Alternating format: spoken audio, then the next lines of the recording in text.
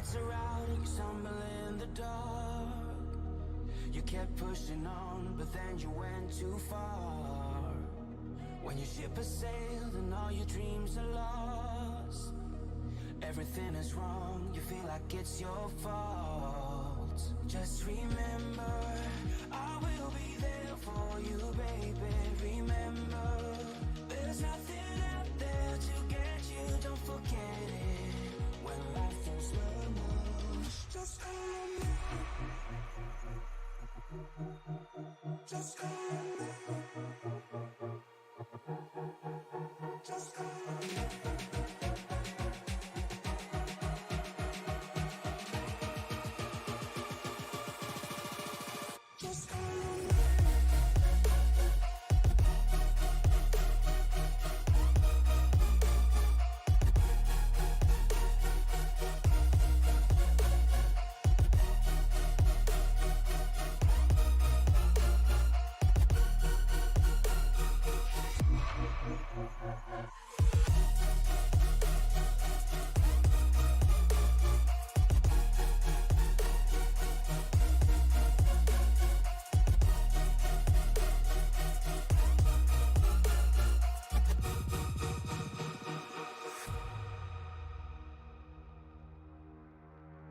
You're stronger now than you ever been. You gotta leave now, it's time to catch the wind. You will climb up high and look through the clouds. And when you're feeling low, I know you'll bounce back. Oh, and just remember, I will be there for you, baby. Remember, there's nothing out there to get you, don't forget it. When life throws lemons, just call me. Just call me. Just call me.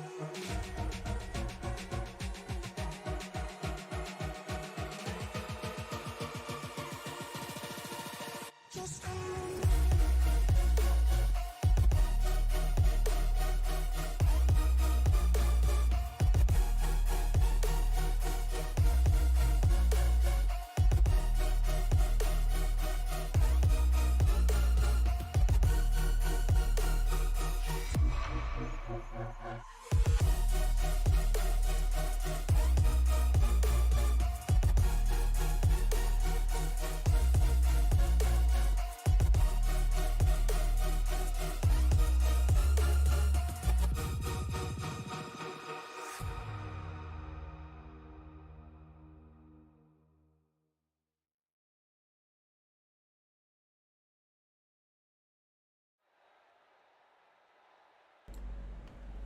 Ladies and gentlemen, welcome to the Martinsville Speedway. We are live here for the Sunday Night NASCAR League Davis Brothers Roofing Cup Series, and this is Martinsville, man. This is going to be a phenomenal show. We've got the Davis Brothers Roofing 250 coming up. I am Liam Irving, joined up in the booth with James Riles. James, how you doing tonight? Liam, I'm doing absolutely fantastic. Excited to see this race, what we've got going on here. It's the final round of 8 here at Martinsville Short Track Racing.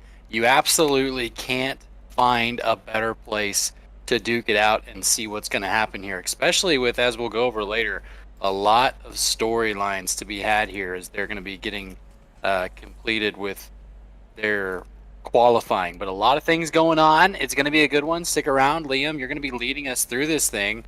What have you learned so far covering Sunday Night NASCAR the last couple weeks? Oh man, I tell you what, I've learned that Alex Murray is fast. That guy is on rails every time he shows up to the racetrack. And a guy like RJ Root, I know he got the win at Talladega a couple of weeks ago. He's sitting in here. I believe he's locked in points-wise into the Final Four, so he's got to be feeling good about that. But he's got to want to knock that Alex Murray up off of the throne. It's been tough to do that in these last few weeks. Alex Murray has gone, I believe, 2 or 3 in a row these last time. And, you know, we've got other guys like Nicholas Breidenbach, Matt White, Ryan Samuelson, who are trying to maybe win their way into this, trying to do a little bit of Alex Murray magic. But Yeah, biggest thing I've learned is that Alex Murray is fast and everybody wants to be him. Absolutely, and I mean, to be the best, you got to beat the best, right? He's came in the 2021 champion for Sunday Night NASCAR has been Joe Stafford, currently sitting in third in points. He's really had to fight for it. Last season, he had an relatively easy run to the championship in Phoenix. Had got some luck. RJ Root got into some penalty trouble. He was not able to make the championship race. RJ's not going to make that mistake this time. So Joe Stafford, if he wants to go back to back, he is going to have to earn it against a very fast field filler team. And not to throw out some other folks, Josh Ward has earned himself about an 18-point lead heading into this round of 8 finale. So a lot of folks that are going to be pushing. And I know we got Nolan Hodgson, his family's always watching, Nicholas Breidenbach, all those folks definitely are just excited to be able to come to the paperclip and get out there and run. Yeah, absolutely. This is one of the wildest tracks that NASCAR shows up to, and if the Xfinity race and even the end of the Cup race today had anything to show for it, it really, anything can happen here. I mean, we've got, like you said, it's the paperclip. We've got long straightaways and super tight corners. But another thing that I just want to bring up before we get going here, I just want to shout out to everybody who's tuning in on the YouTube and Facebook right now. Drop your names in the chat and, drop who you're rooting for. We can't tell you how much we appreciate you. Go ahead and hit that bell, hit that subscribe button, and keep following to know when we go live next. But, it's DBR 250 at Martinsville. Let's go ahead and look at our track facts. We've got 74 degrees track temp right now and 51% humidity, so that shouldn't have a whole heck of a lot of effect. But the track temp is 84 degrees. It's a little bit warmer than the ambient temperature right now, which might cause a little bit of discomfort for these guys, but it's not a massive difference. No, not at all. And that's the biggest part about this race and getting used to it is it's so flat. You're really not worried about temperature buildup, any of that. Your tires are going to be gone very quickly regardless. You just have to worry about getting in your rhythm and saving as much as you can and making sure that you can make the adjustments to do so. I mean, you talk about how flat it is, but I also just want to bring up the fact that these guys will be cornering at speeds you drive on the highway. And these being some of the tightest corners in NASCAR, this is kind of sketchy stuff to be running up next to other drivers. But, we've seen how the outside lane or maybe a lane up can work. We've seen some side-by-side action working, and especially with these guys in this league. I mean, we've got some of the most talented guys here on Sunday nights coming together with us to put on a show. But take a moment to see if the track temp changes here as we are ready to grid. Still stays, no, we're jumping up to 100 degrees track temp as the race session has a slightly earlier in the day. It's a little bit earlier in the day, so it's gonna be a little bit warmer. But let's go ahead and bring up our starting grid here. Alex Murray starting on the pole with Zach Rinker. To his outside, Joe Stafford, RJ Root. Then we've got Jeremy Miller, Bennett Allen, Ryan Samuelson, Randy Belk, Joseph Lester, and Seba Cornez rounding out your top 10. And you know what? Since we do have the playoffs and everything looming, let's do a little something different here. Let's take that grid off. I want to see the NASCAR driver details, and we're going to go through these guys one by one and kind of highlight the paints that they've got as we go down. Of course, starting with Alex Murray in that number 1 position, where he's been for the most part all the way around in that 40 Shamrock. And then outside of him, we got the 09 of Zach Rinker. Joe Stafford's not showing up yet, but then we got RJ Root on the outside, that Caliber Collision number 8 machine looking absolutely gorgeous. Next to that, we have inside row number 3 is going to be Jeremy Miller, and then Bennett Allen outside in that 3 machine. Row number 4 going to be Ryan Samuelson in the playoffs. Ryan Samuelson in a must-win situation here, back in 8th place. Not something he's used to, but definitely got to get out there and make something happen if he wants to see a 1-2-3 field filler for the championship.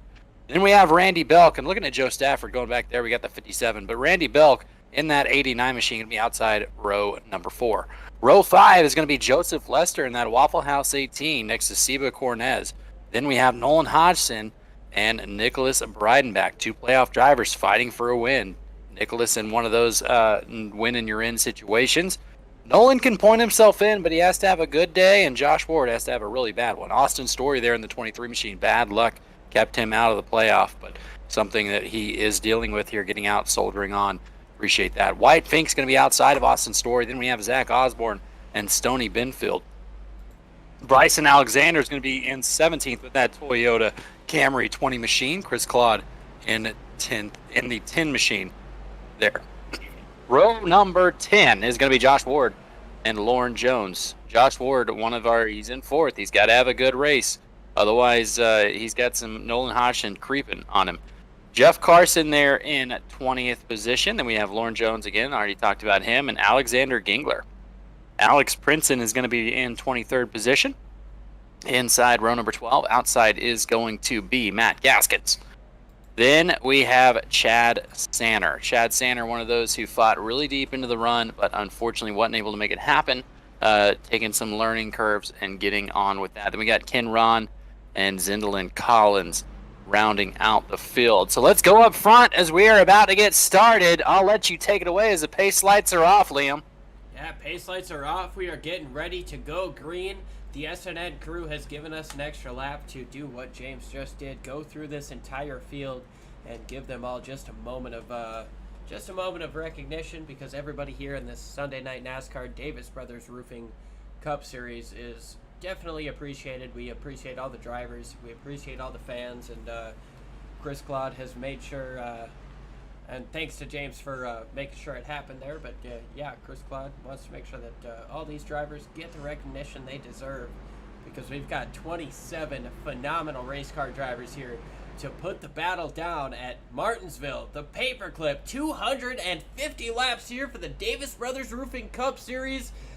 Waiting for it. Green flag is out. We are racing Alex Murray with Zach Rinker up on his top side, and Rinker goes in deep.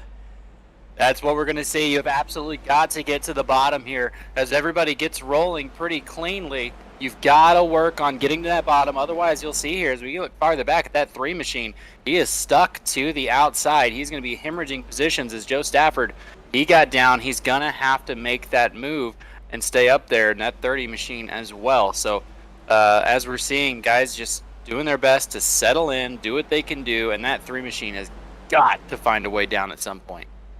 Yeah, I mean, these next-gen cars are really tough here at Martinsville. It's that's not good. It looks like the 3 got up into the wall coming up off the corner, but seems to have a good entry there. But yeah, the outside is not ideal when the race starts, when the runs just begin here. You don't have a whole heck of a lot of rubber up on there. And oh, the 3 gets turned around by the 81 Ryan Samuelson. The 51 piles in Seba Cornez, and the 20 of Alexander, and that's going to bring out our first caution of the race.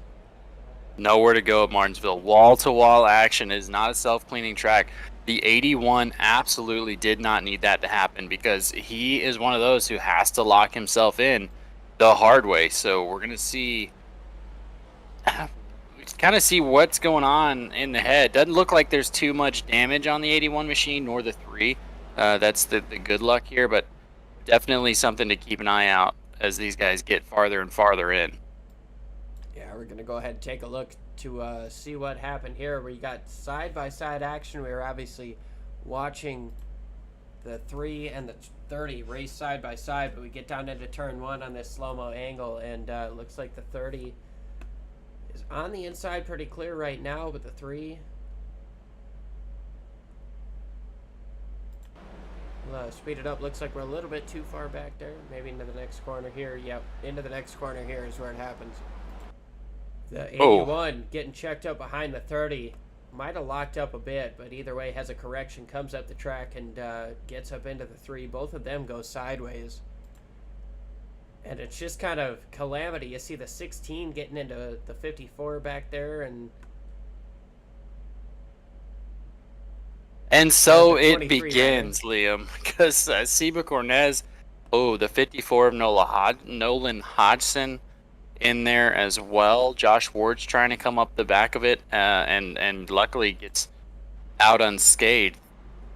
That's just what we're looking at, man. We're just going to see a lot of these drivers having to adjust and having to make it work, avoiding wrecks and being careful.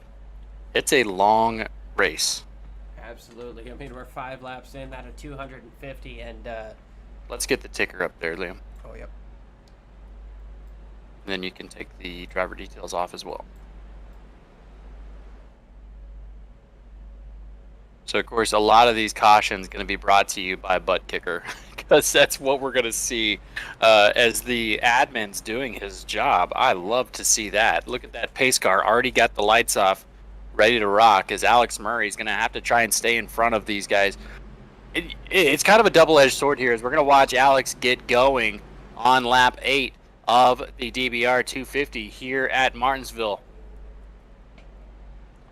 Yeah, waiting for it. Green flag back in the air, and a massive restart by the inside. The 40 car gets himself 2 car lengths clear of Joe Stafford, rather, in second place now, who's clear. Zach Rinker side by side with the 30 car getting down into 3, but the 40 has himself a clean lead there, Alex Murray, and now we see side by side action with Jeremy Miller and Zach Rinker.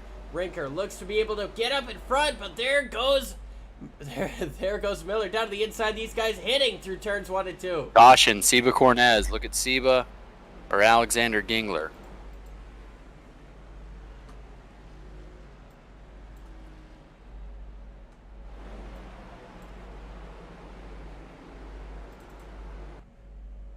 Seems like, and here we'll look at it.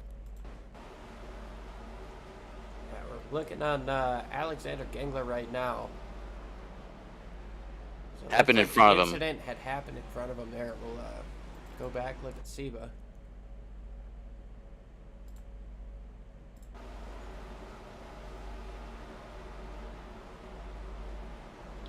Oh, 54. That's where it's. Oh, the 16. 16 in front, 14 as well. So that was Seba Cornez and Joseph Lester, it looked like. Yeah, we'll try to get one more look there. As looks like. Sorry about that. A couple of guys getting into the pits, but yeah, the 18 gets down to the inside. That Waffle House Camaro, or Camry rather, gets down to the inside and gets the 16 sideways. A little bit of contact. Caution comes out, and looks like most everybody's able to keep going. Yeah, caution comes out here at Martinsville. You want to be really quick to throw that. Make sure these drivers have a safe space to get going there. But Alex Murray is looking like it's kind of a weird spot for him, right? Because he doesn't know whether, if he gets going, he runs the risk of being in these accidents because he's going to lap the field pretty quickly. But he can put some more space between Joe Stafford. If we get these cautions and he keeps kind of grinding it out behind that pace car, he really helps himself out because he has the ability to choose the restart. It's going to be a very careful move by himself to try and make something happen there. I agree with you to a point, but I also feel like when the time comes for Alex Murray to hit lapped cars, I mean, we haven't seen things get spread out at all. We're obviously only on lap 13 out of this thing. We see the lights go off on the pace car. We're getting ready to double up, ready for a restart. But we're only 13 laps into this thing. We haven't seen a whole heck of a lot of things happen. But I feel like when things get spread out, Alex Murray's not going to be worried about if a crash happens. He's going to be more worried about trying to get as many cars between him and the next guy. So, well, I guess we'll see how this goes. We got Joe Stafford up on the outside. We've seen him be aggressive. Zach Rinker on the outside of the 30 of Jeremy Miller. Both those guys up on the outside have been aggressive, but so has Jeremy Miller, and Alex Murray has been flawless on restarts, looking for the green flag, and there it is, and once again, Murray is flawless. Gets up to a 2-car length lead over second place, side-by-side action. Back for second place, you got Murray. 3 wide back in the back there. Get that 10th place. Look at that race. And then all the way up, we got side-by-side battles all the way around. People trying to find their way to the bottom. Up front, Jeremy Miller, Joe Stafford going at it with RJ Root as well. Big, important battle here for Stafford. Nicholas Breidenbach also thinking about this one as important. Yeah, Breidenbach So remember, in a win and you're in type of situation here. And, you know, Joe Stafford sitting up here just trying to have a nice, clean race here. He's only 7 points up ahead of Josh Ward. He's sitting pretty right now, but he can't let Josh Ward get in front of him because too many spots in between those guys could leave Joe Stafford in the bubble spot. But as we look back towards the back of the pack here, Randy Bellick is up all over Josh Ward here, and Josh Ward all over the back of the 20. Bryson Alexander. Ward looks down to the inside, trying to make something happen. Here comes the 20 on a way high line, goes super wide, and is going to lose 2 spots there. Josh Ward gets himself up into the top 10. absolutely, and he's made it to the top 10, and Josh needs to have this thing really work right now because he's on that cut line closer than he would really want to be, especially if we're talking about a win situation, right? If we have Nolan Hodgson come away with a win, something happens with Alex Murray, if Nicholas Breidenbach, who's driving very well in that 24 Chevrolet, if he comes away with a win, that's going to push Josh Ward out of that cut line. And you guys can check out the points. I will post those in the Discord so that you can see a little bit better about what we're talking and what's so important about that. We don't have the fancy thing anymore that we usually would have, but it's just these playoff racing has made it so much more important for these mid-pack guys to kind of get in there. As we see the 18 right now, we're on the board with Joseph Lester as he's working on Nicholas Breidenbach in the 24, and that's another thing. If you are Joseph Lester or anyone else who's outside of the playoffs, first of all, thanks for showing up. It means a lot that you came to these races and got behind the wheel to make this racing more exciting. But on the other end of that, you see that yellow spoiler, how much leeway are you going to give these guys that are trying to battle for a transfer spot? Well, I don't know, man. I feel like if I'm in a position to win, I want to go for it. But I want to just bring up, I hate to interrupt your topic there, but we're looking on board with Joseph Lester here, riding on the cockpit. He's not getting past third gear. Third gear into the corner, drops down to second mid-corner. These guys have a setup planned out for this car, and it's working out well. They're not even maximizing all 5 gears here for that 18. And we've already seen him gain 2 spots from the start of the race, and obviously has had a little bit of contact there and has kind of come through a little bit of adversity as we saw him get past the 24 of Nicholas Breidenbach there. But cool stuff to see out of Joseph Lester, a different strategy call. It'll be interesting to see as we get on board with Breidenbach right behind him. He's also seems to be in a similar spot with that third gear. Does he get up to 4th before the corner? No, he does not. And well, James, that's interesting. These guys seem to be utilizing second and third gear here over anything. Yeah, it just depends on the setup that these guys are running and what they're going to decide to do and where they ran. Because I know if you can get those gears spinning, right, the sequential gears, and you can get up to 4th, it might help you out to just find a rhythm. But honestly, they're getting a lot of drive off here. But where that's going to be important is we're going to see if that's going to eat up those tires. They're going to get a lot more bite. But if you saw the IRL race cars, we got a caution here. It looks like Lauren Jones in the 11 machine. You're going to see that running super low air pressure in the rear end can really upset these cars. So we'll see how that works. But this is a good time as any to go to commercial. Liam, if you could make sure you unmute me so I can speak with you during commercial and we can roll. Take a quick look to see here what happened to Lauren Jones before we go to commercial. But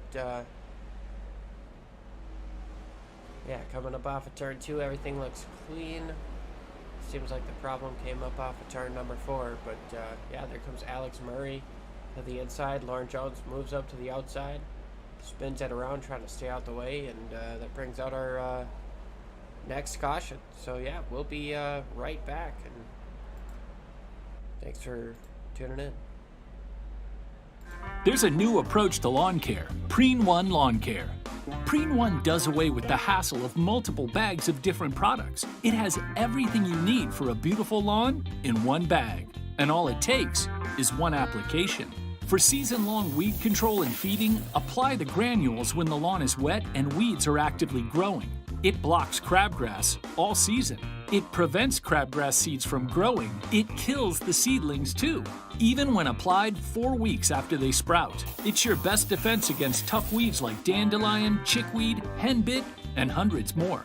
Plus, its slow-release formula feeds the lawn evenly for months to build stronger roots for maximum heat and drought resistance. Preen 1 delivers convenience and better performance in one package with one application. Spend more time enjoying your lawn and less time working on it. Preen 1, and it's done.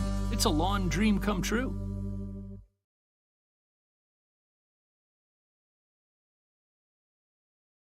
Imagine a theater experience so real you're part of the action.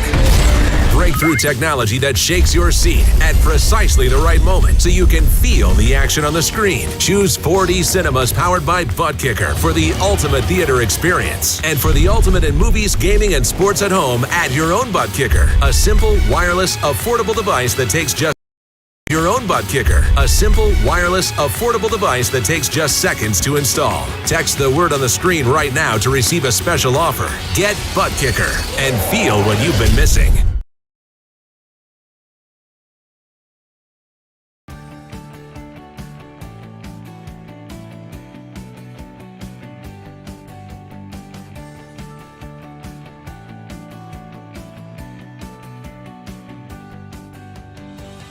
Davis Brothers has been providing homeowners and businesses with exceptional roofing services since 1983. From repairing roofs on small homes to installing new roofs on large commercial retailers, no job is too big or too small. Your home is an important part of your life, and your roof is an essential part of your home. We understand that. Whether you're inspecting, repairing, or replacing your roof, we'll treat your home like it's our very own. Low slope, steep slope, big or small, it doesn't matter, we do them all. And remember, we have the capabilities and the manpower to take on any size job. When it comes to your roof, it's important to be proactive. Choose an experienced roofer you can trust. At Davis Brothers Roofing, we are your experienced roofer. Contact us today for a consultation and let us earn your trust.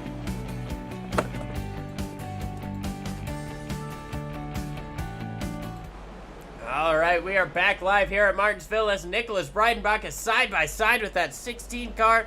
Nicholas takes that spot away. We saw Alex Murray get away with a phenomenal restart, and we appreciate Davis Brothers Roofing for jumping on with us. They've been with this Cup Series for a long time, and thanks to them. But James, we've got ourselves a phenomenal race here. Josh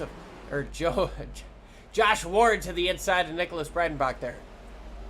Yeah, an important conversation here. The 54 of Nolan Hodgson is trying to get around the 16, and these three right here are in the heat of the battle. Josh Ward, though, needs to realize that he can settle down a little bit. I know that you're fighting for a championship. I know that it's so important right now to get those spots, but he's got, I believe, let me get back to my notes here, a ton of time to make something happen with that. And I think, if I do recall, it's something like 16 points to the good on Nolan Hodgson. 15 points. So to the good over Nolan Hodgson. So what that means is he has Josh to Ward is in a must-win situation. Josh Ward's only worry is if somebody like that wins. He has 7 points potentially that he could gain on Josh Ward right in front of him. And well, no, I'm sorry, Joe Stafford. Josh Ward has 7 points between him and Joe Stafford. And that could potentially be the play for the bubble. But right now, that number one car is sitting relatively comfortably in fourth spot with Alex Murray leading this race.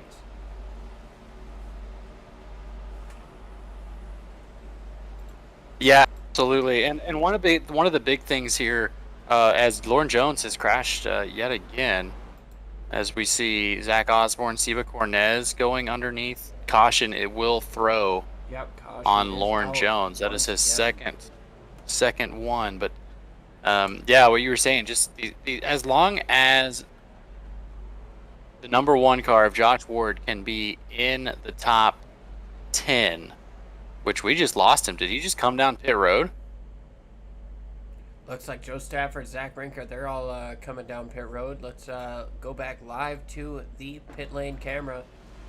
Double check, see who's all coming down here. Alex Murray stays out, but Joe Stafford, Zach Brinker, Austin Story, Nicholas Breidenbach coming in. So let's replay what happened with Josh Ward there. I'm not 100% sure. Why is he in the pits way before everybody else?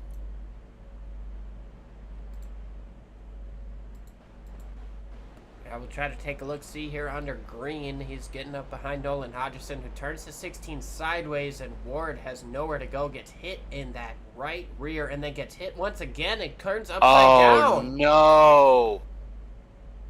Oh, he had to Look at the. Nope, he was able to get away, but the damage on the right side and potentially that roof. Those guys have to take an extra look at it, and that is a heartbreaker for Josh Ward, who, like I said, You know what? sitting You in know what, fourth though? place in the points. A winner. Liam. Yep. Sorry, go ahead. Continue. I was just gonna say a winner takes Josh Ward out, but Yeah, absolutely. But Ryan Samuelson, Josh Ward, if he can make it to the end of this thing, not Ryan, I believe it was Ryan Samuelson who pushed him over. That was a play. We'll see who pushed him over real quick, because I want to see that. As we're watching the issue here, we see Josh Ward in the 1. well, there's a crash up off of turn 4 there. That's something else, but obviously we 16, 81 gets into him, and then just absolutely, that's the 3 car. So it wasn't the 81. Who is it that pushes Josh Ward back over onto his top? Because this Bud's for you, as they just keep piling in. The 70 hits him, sits him spinning once again. I wonder if the 18, Joseph Lester there. Yep, Joseph Lester with the contact to put him back up on his wheels. There you go. I believe that's the teammate. I could be wrong here. Josh Ward may be in Joe Gibbs. No, Josh Ward is with Money House Racing right now. And Joseph Lester with the freaking MVP pulling him over. That's something you'll only see in the sim, guys. Oh, man. So we are going to check the chat. Mayor says, bless you, Liam, because the sneezing. Yeah, It's I okay. apologize It for happens. You know, it happens. It's Didn't snizzly hit that fits. mute It's button about that time. there. Appreciate you, Mayor. that Mayor, like you've been rooting button. for MHR and Propel too. So thanks for tuning in, watching your favorites. But Alex Murray taking the restart here. Pace car has gone in, waiting for the green, and there it is. Alex Murray once again, a phenomenal restart, and it looked like the 81 Ryan Samuelson tried to go to the inside of the 30. Didn't quite happen there, but Alex Murray leads the race. It looks like Nolan Hodgson sitting in third place, trying to figure out an outside lane up around the top of the 8. He's figured something out. And we're wrecking. Chris Claude, Bennett Allen, the 79 of Matt Gaskins. A lot of guys caught up in this one. We're going to go ahead and try to double check, see what happened here. But things happen quick here at Martinsville.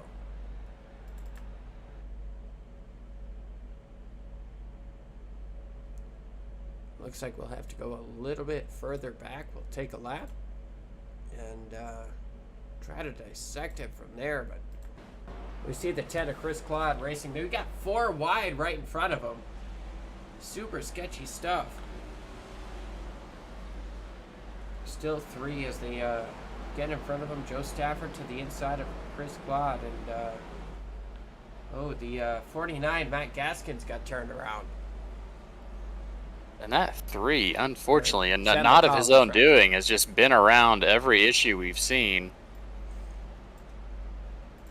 Josh Ward's still in the pits. Or I guess he's out right now. Josh Ward a lap down. I believe he will be our lucky dog if he wasn't involved in that one. But yeah, we see here, it just starts from the beginning. 3 wide, people trying to get to the front. 14 Seba Cornez going to get into that apron. Yeah, gets up Bump on that up curve. into and there's Collins. no grip down there, especially your 3 wide.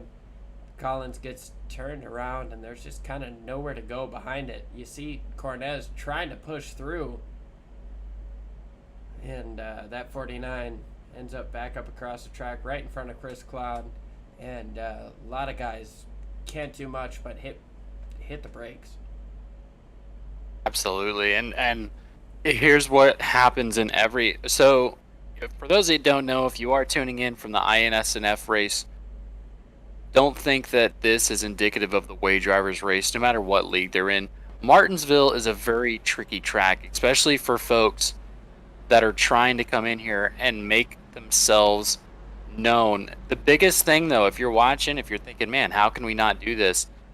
You gotta just get in your groove. Get in your groove, find your spot. These passes are not gonna come easy. They're gonna present themselves as if they're easy, and that's when you go 3 wide. The passes are gonna happen over time and over those consistent kind of movements that we'll see everybody get into. Am I making sense here, Liam? It's all about falling into your groove and picking guys off one at a time. These 2Zs and 3Zs and 4Zs are just going to end up tearing your car up. Yeah, no, absolutely. I mean, as much as you hate to see a long run happen here, especially if you're sitting in the maybe 10th spot trying to get up to the top 5, you don't want to see long runs happen in that spot. But like you kind of mentioned, I mean, if you've got a better car, you'll be able to pick these guys off and keep going. I know this next-gen car is kind of tough to work with here at Martinsville. We saw a lot of difficulty to pass in the Cup race today, but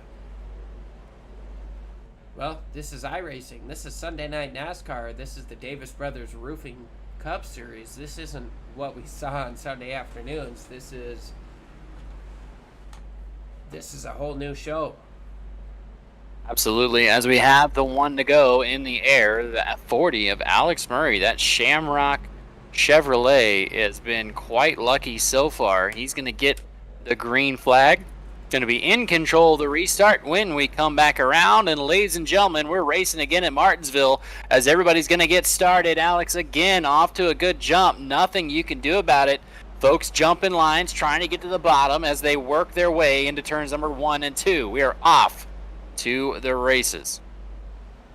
Absolutely. A lot of side-by-side here throughout the middle of the pack. Alex Murray has gotten himself out to about a 3-car length lead right now, but we see the 3, Bennett Allen, all over the back of Nicholas Breitenbach. Bennett hits the wall just a touch, but we see guys like Joe Stafford, Zach Rinker towards the back here that we haven't quite seen towards the back, and we've got the 16 getting sideways once again. There goes the 16 sideways.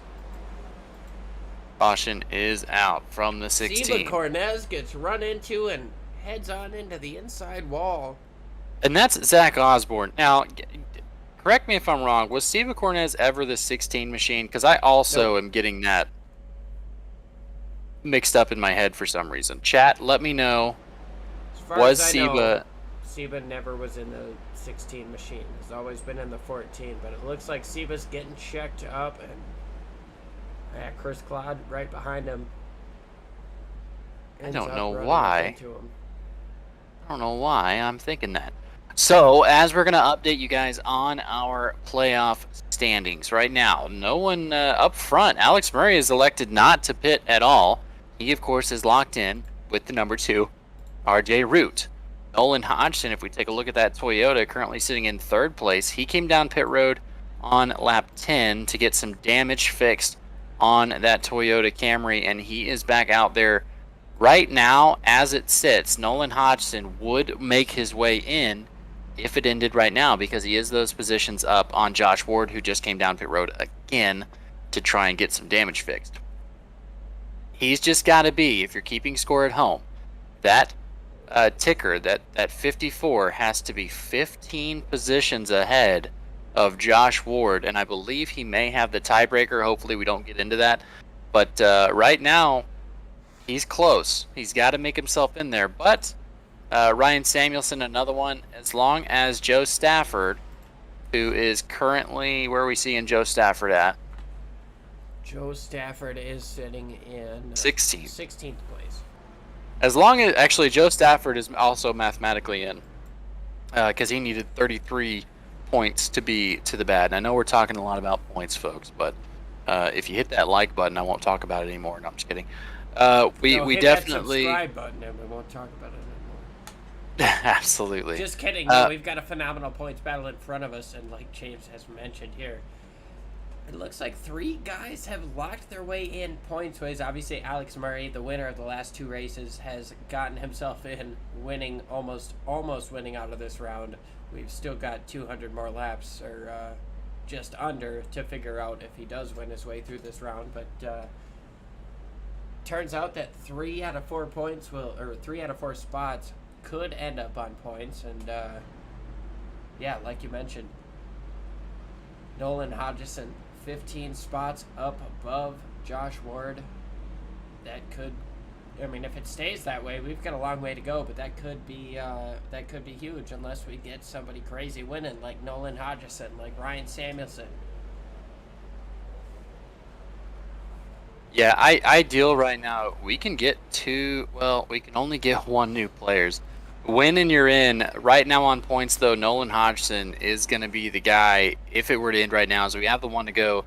We are currently, let's take a look at this, on lap. Sorry, I'm not on the same page as a lot of these folks. We're on lap 58 of 1. At the restart. Here we go. As they're going to get rocking and rolling here. Alex Murray's going to do it again. Alex Murray holds it down just a touch there, but gets a massive restart. Once again, they're side by side for second as Nolan Hodgson tries to take second place away from RJ Root. Can RJ Root try to hold that outside lane, make it work? Hodgson down to the inside. He's going to slide up once again to make contact. Maybe not quite, but Hodgson has nothing to do but let the 8 take that top side. And now RJ Root Car in the wall for comfortably in 5th. second. Car on the wall. That is going to be Ryan Samuelson getting into the wall. That's going to slow her. I'm sorry, Jeremy Miller in the 30. Battling with Joseph Lester, as Joseph is up to 4th place right now. Going to be working with the teammate Nolan Hodgson, seeing what he can do here. You do not want a repeat of what happened with Austin Story earlier in the season, where Joseph, not competing, got into him on accidentally and really hurt the playoff chances. So you got to think that these drivers are thinking about that. As we're looking at Chad Sander, Bryson Alexander, Nicholas Breidenbach electing to come in on lap number 40. All these folks trying to get the best advantage they can as that Hendricks Cars 59 goes high up in there. Absolutely, he does. Zach Rinker is sitting here on the inside of Austin Story, and these guys have been at it for laps. And a round goes to 20. That's Bryson Alexander. That's going to bring out a caution flag. The 20 spins out off of turn number 4. We'll take a second look at that, but might have just been a quick case of too much gas at the wrong time. 20 getting up off of turn number 4, gets sideways, locks up the brakes, doesn't hit anything, and they decide to call the caution there because, well, I mean, that's a hazard on the racetrack. You have to. Yeah, nowhere to go at Martinsville. There's no apron. There's no off the track. You either really trust everybody to go nuts there, but we do have kind of a story here. The leader has elected to come down pit road. That's going to be I'm going to take a look at this. RJ Root Alex got around Murray. Alex Murray. Yeah, wow, what happened there? Caution. Alex Murray getting down into the corner, goes wide. RJ Root able to get down to the inside, and so does Nolan Hodgson. Ooh, close up there for Nolan. So, folks, as I always do here, while we have a little bit of a lull, we've got some views. Make sure you tell us in the chat how you're feeling about the race. If you guys want to see who you want to see a little bit more, we love to do that. We have not checked out the 63 of Wyatt Fink as much as we have. I will apologize to you, Smoked Out Racing. We'll get on that. But as well, be sure and hit that like button. And that's not for us. We don't make any more money for likes. I know I say it a lot, but I promise we don't. What that does is it gets us in front of more folks, and more specifically, this race gets out in front of more folks. So the sponsors such as Davis Brothers Roofing, Buttkicker, all these driver sponsors, your Propel, your Money House Racing guys, it gets them in front of more people based on that YouTube algorithm. So be sure you hit that like button. If that's all you do, hey, we appreciate you. But also cheer in the chat. That's the best place for you to do it. And shout out your driver if you're an Alex Murray fan. If you're an RJ Root fan, which I hear, and these are just rumblings, I hear that we may have a return of a certain number that had to go away this year with the team name change. I feel like there's going to be a number coming back. And if you can guess it in the chat without cheating, hey, that's going to be a fun thing to talk about later on. So, see that 63 White Fink machine? Flames looking really good there. As we check in, we always want to keep an eye on Josh Ward, because that is the only battle that is really important for Nolan Hodgson. Ryan Samuelson trying to win his way in.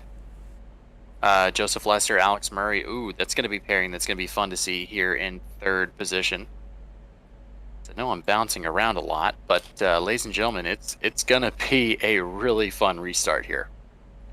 Yeah, things happen super quick here at Martinsville. We're getting ready to double up once again. RJ Root is going to lead Nolan Hodgson to his outside. Now Alex Murray, for the first time, will be restarting out of the lead. He'll be in third. We've got Joseph Lester to his outside, Ryan Samuelson, Jeff Carson, Joe Stafford, Zach Rinker, Austin Story, and Nicholas Breidenbach rounding out your top 10. Then we got Chad Sander, Bennett Allen, Randy Belk, Zendla Collins, Matt Gaskins, Wyatt Fink, Chris Claude, Bryson Alexander, Ken Ron, Alex Brinson, Jeremy Miller, Stoney Benfield, and Josh Ward round out the lead lap cars. But the pace car is in, waiting for that green flag. There it goes, and a big run once again for the race leader.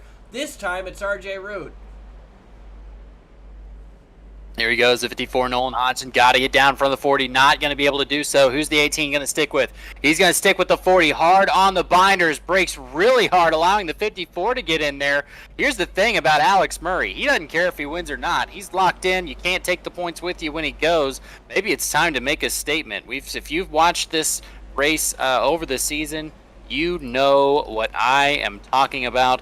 I don't have to go into it. But Alex Murray's got Joseph Lester behind him, side by side. Ryan Samuelson, Zach Rinker trying to make it in. Joe Stafford's back up there in the 57 machine. Now we are finally lined out in the top 10. The next battle is going to be pretty far back there. Randy Belk in the 89. The closest one, it seems like. But Ryan Samuelson, Zach Rinker for 5th. See where they're at, as this is the kind of racing you're gonna want to see, ladies and gentlemen.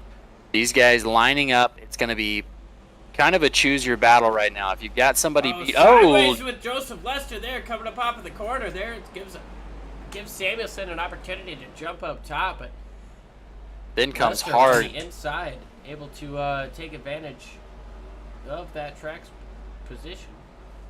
Kind of lucky that he wiped out on the bottom there, because he was able to kind of power out and accelerate hard into that corner. Because if you know Lester right now, he's got the elbows up. He does not want Ryan Samuelson up there battling with his teammate Nolan Hodgson. As we got a car turning around, looks like Bennett Allen in the 3 machine. Yeah, Bennett Allen turned around on the front straightaway.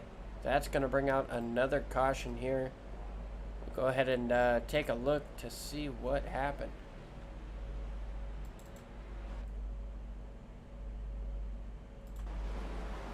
See Bennett Allen running behind the 24. Nolan Hodgson, a little bit of a checkup in front of him, and gets sideways coming up off of turn number 4 and hits that inside wall. Nothing he can do but back up, and got to throw the caution at that point.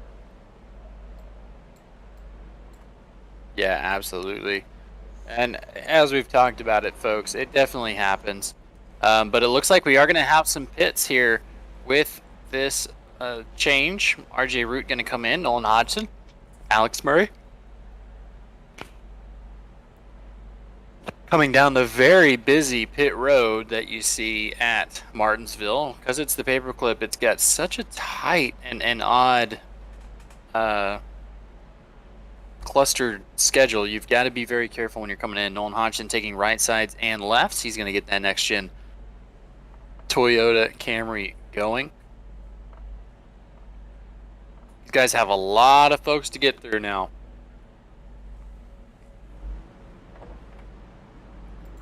And Joseph Lester is going to take the lead after all of that, staying out. Now we've got the 18 up in the lead. Zach Rinker is going to be in second. Ryan Samuelson, one of these guys, trying to win the race to get in.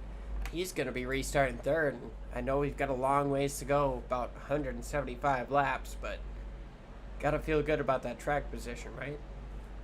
Absolutely. And you know what I'm going to do here? I think we're going to talk to... Let's go ahead and get in with Alex Murray. I want to talk to him, and give me one moment. All right, here we go. Alex Murray in the booth with us. Alex, tell us about the race so far. Pretty straightforward. Keep the track position and try to keep it up front. Just pit there for some fresh rubber, get some fuel, and hope to stay out of trouble back here.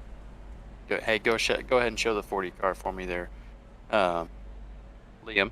So yeah, Alex, we saw you a little bit of battling going on with yourself and the third and fourth place car. Is it changing the way you're racing around certain folks, knowing that you're locked into the playoffs here at Martinsville? Just trying to be cognizant of the others that are trying to race their way in, giving them some breaks here and there, and try not to get them involved in a wreck that would take them out of the chance to make the playoffs. They're on a 4, so Nolan's one of them, Ryan's the other, and Josh is the other one. I haven't seen Josh tonight yet, but I'm sure I will later on in the race. So suffering, he got turned over, unfortunately, but I know we were about to go green, sir, so I will let you get back to it. Good luck moving forward, and I know we'll be talking to you at the end of this thing. 10-4, thank you, guys. That was Alex Murray joining us for a little bit of a mid-race conversation there. Can't tell you how much I appreciate that from Alex Murray, but we're getting ready for a restart here.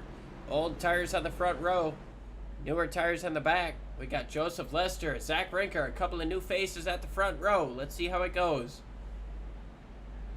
Getting towards the zone and the outside, Zach Rinker with a huge restart. Joe Stafford is going to be able to potentially get up in front of that 18 as the inside lane did not get going whatsoever there. Yeah, his race control is wide going there, to be getting really down into the bad. corner. Nicholas Breidenbach makes contact with the 9 of Jeff Carson. It looked like the 16 was looking to the inside of Breidenbach there, but was unable to make a move. As you see the 9 of Jeff Carson keep falling back.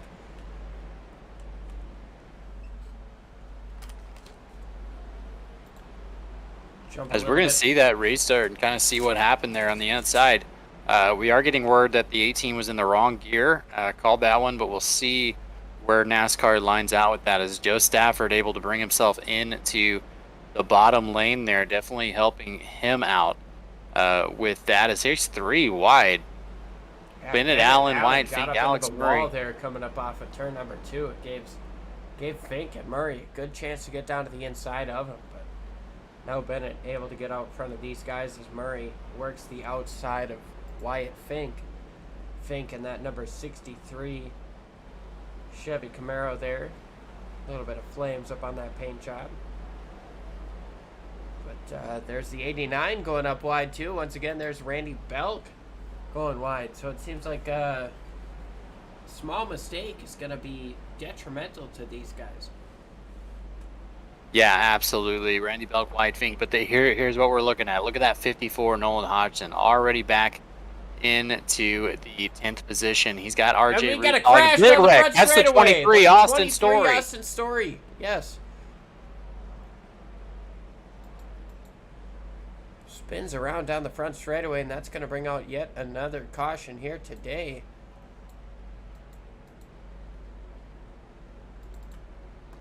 Try to take a quick look to see what happened coming up off of turn number 4 here. Check up in front of him. And oh man, it looks like he got loose, overcorrected, and just nosed up into that fence. Let me see that view from the 23 machine. Kind of see what went on there.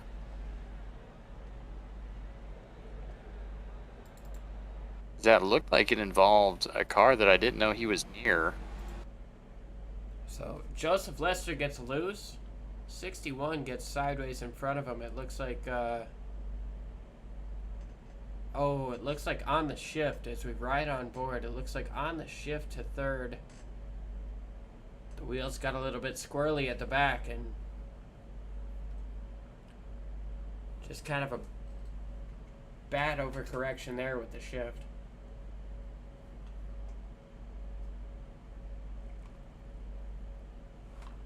Is unfortunate for Austin's story.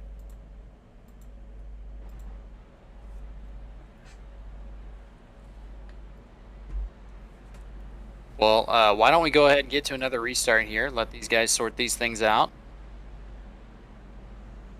and we can go from there, Liam. Yeah, absolutely. We are looks like we still got another lap here before the green flag comes out, so we'll just go ahead and take a moment and thank a couple of our sponsors here.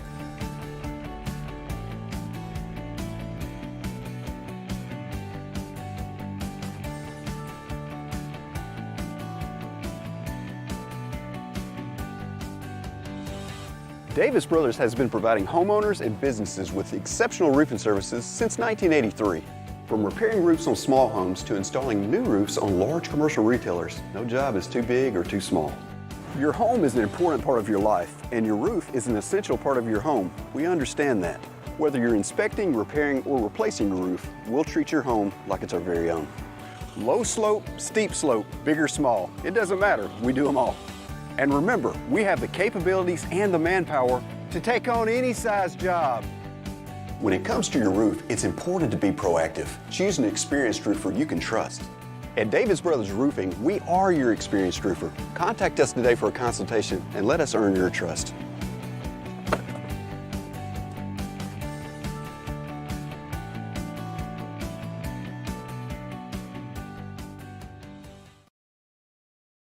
Imagine a theater experience so real you're part of the action.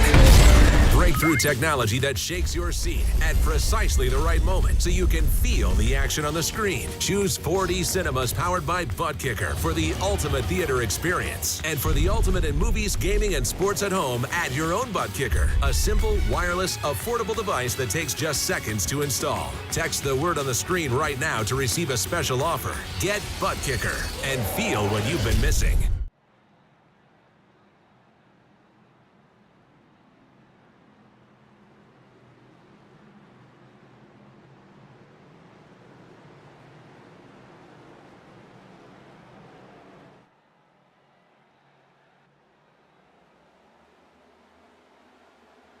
Sorry, we are live once again. Green flag back in the air. Zach Brinker with a huge restart there.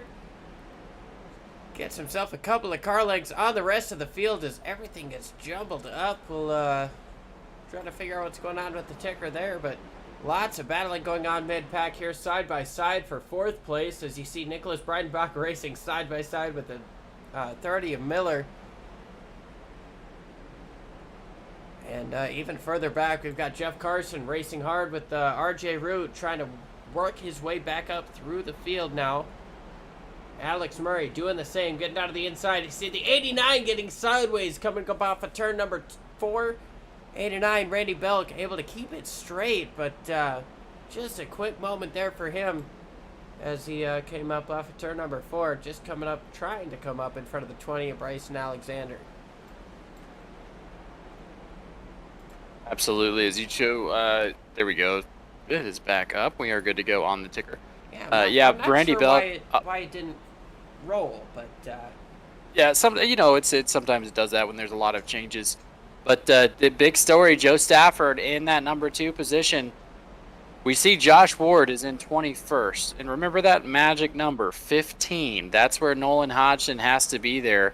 But Nicholas Breidenbach isn't too far behind, and now he's actually in front. So lot of math to get over here to try and figure out where these guys are going to finish in the point standings. We'll definitely keep you updated as this moves forward. But basically, Nicholas Breidenbach is only 3 points Oh, we back got a from crash Nolan up Hodgson. turn number 4. Ken Ron has turned around as we just jumped on board with Josh Ward there to see. Let's go ahead and take a look to see what happened there to Ken Ron.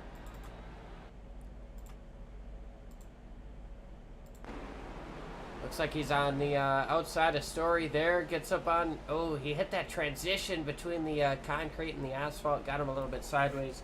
Hit that inside wall and really had no choice but to just wait for the rest of the field. And obviously that is going to warrant a caution.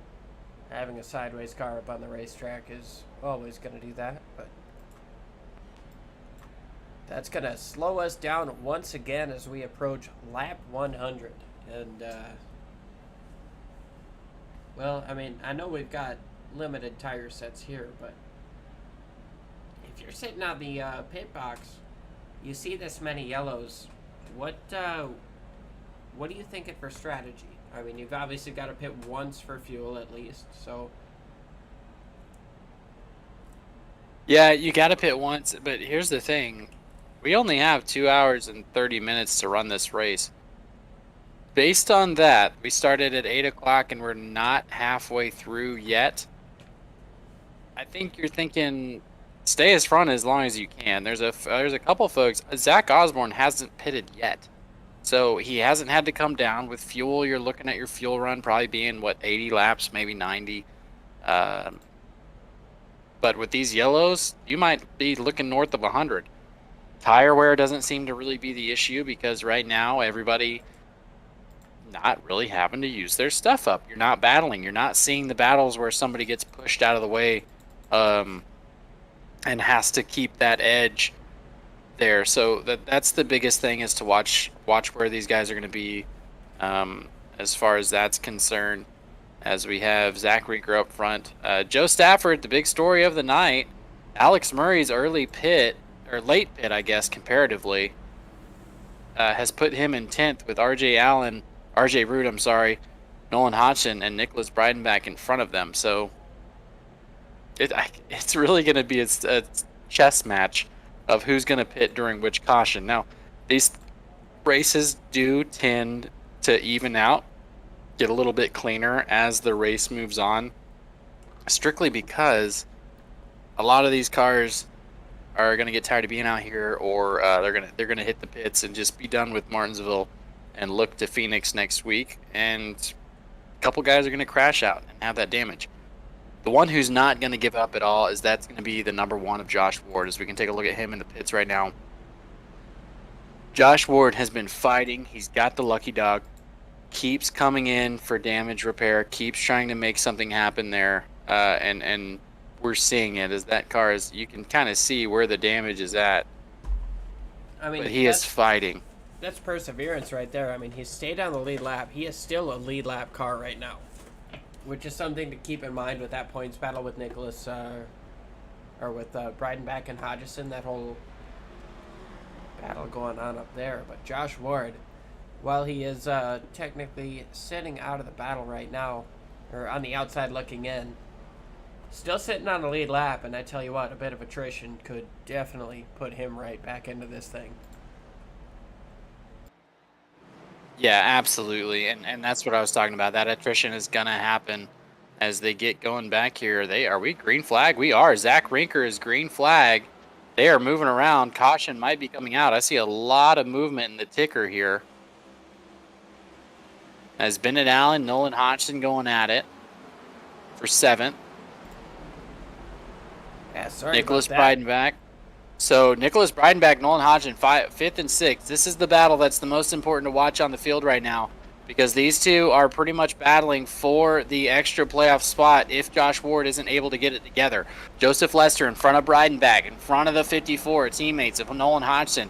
Up front, Zach Rinker, Joe Stafford, they've got this thing, but Nolan Hodgson has got to remember that he has got to work and get as many people between himself and Nicholas Breidenbach as possible. Is Nicholas Breidenbach going to take the inside 2 positions up? Now he's going to work to the inside of the 3 of Bill and Allen.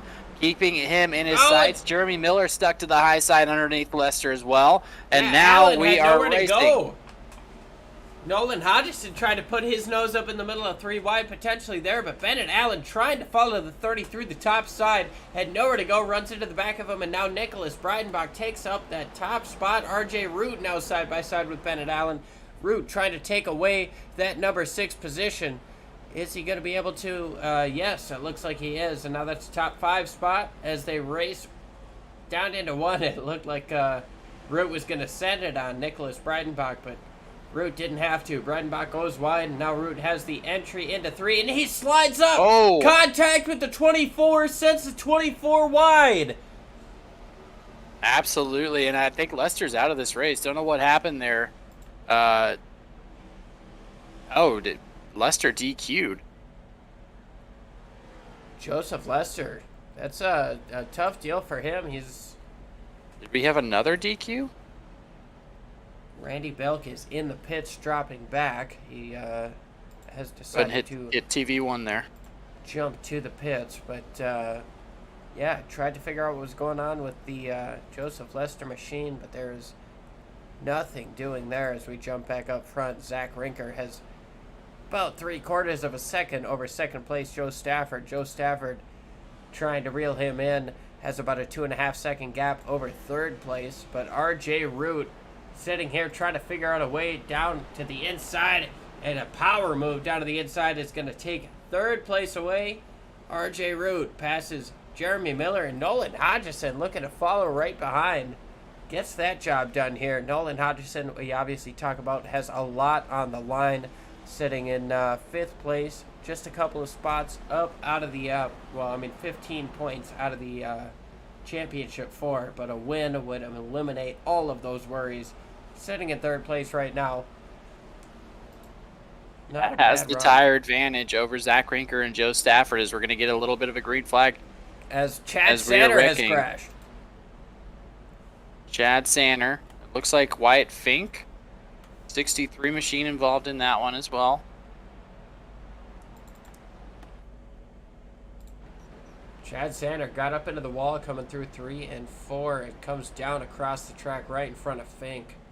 Both guys hit the wall heavy with the front side. Josh Ward making it through up to 16th position.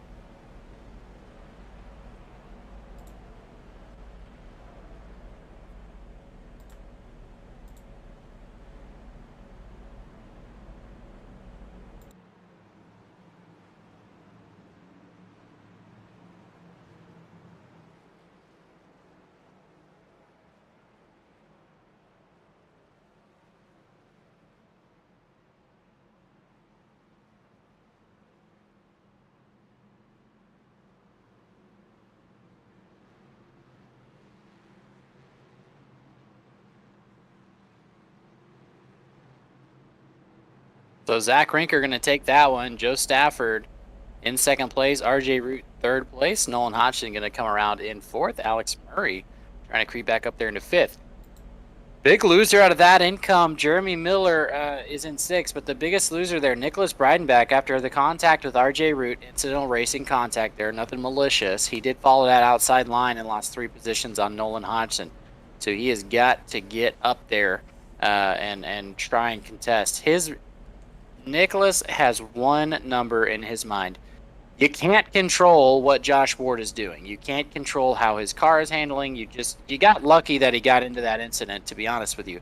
But if you're Nicholas Breidenbach, keep your car clean. 17 incident limit here. That's what took Joseph Lester out of this race. That is not much, ladies and gentlemen. 17 incidents and you will be DQ'd from the race. Gone, go home, bye. So Nicholas Breidenbach just sees Nolan Hodgson. That's the only number he's looking for on his relative. He's deleted everybody else. He needs to be 3 positions above Nolan. And then after that, you let the Josh Ward situation figure itself out. If you're 16 above him, great. You've got it. If not, Josh Ward has lived to fight another day. As it is right now, Josh Ward is in 19th. Nolan Hodgson is in 4th. That is 15 positions, 15 points.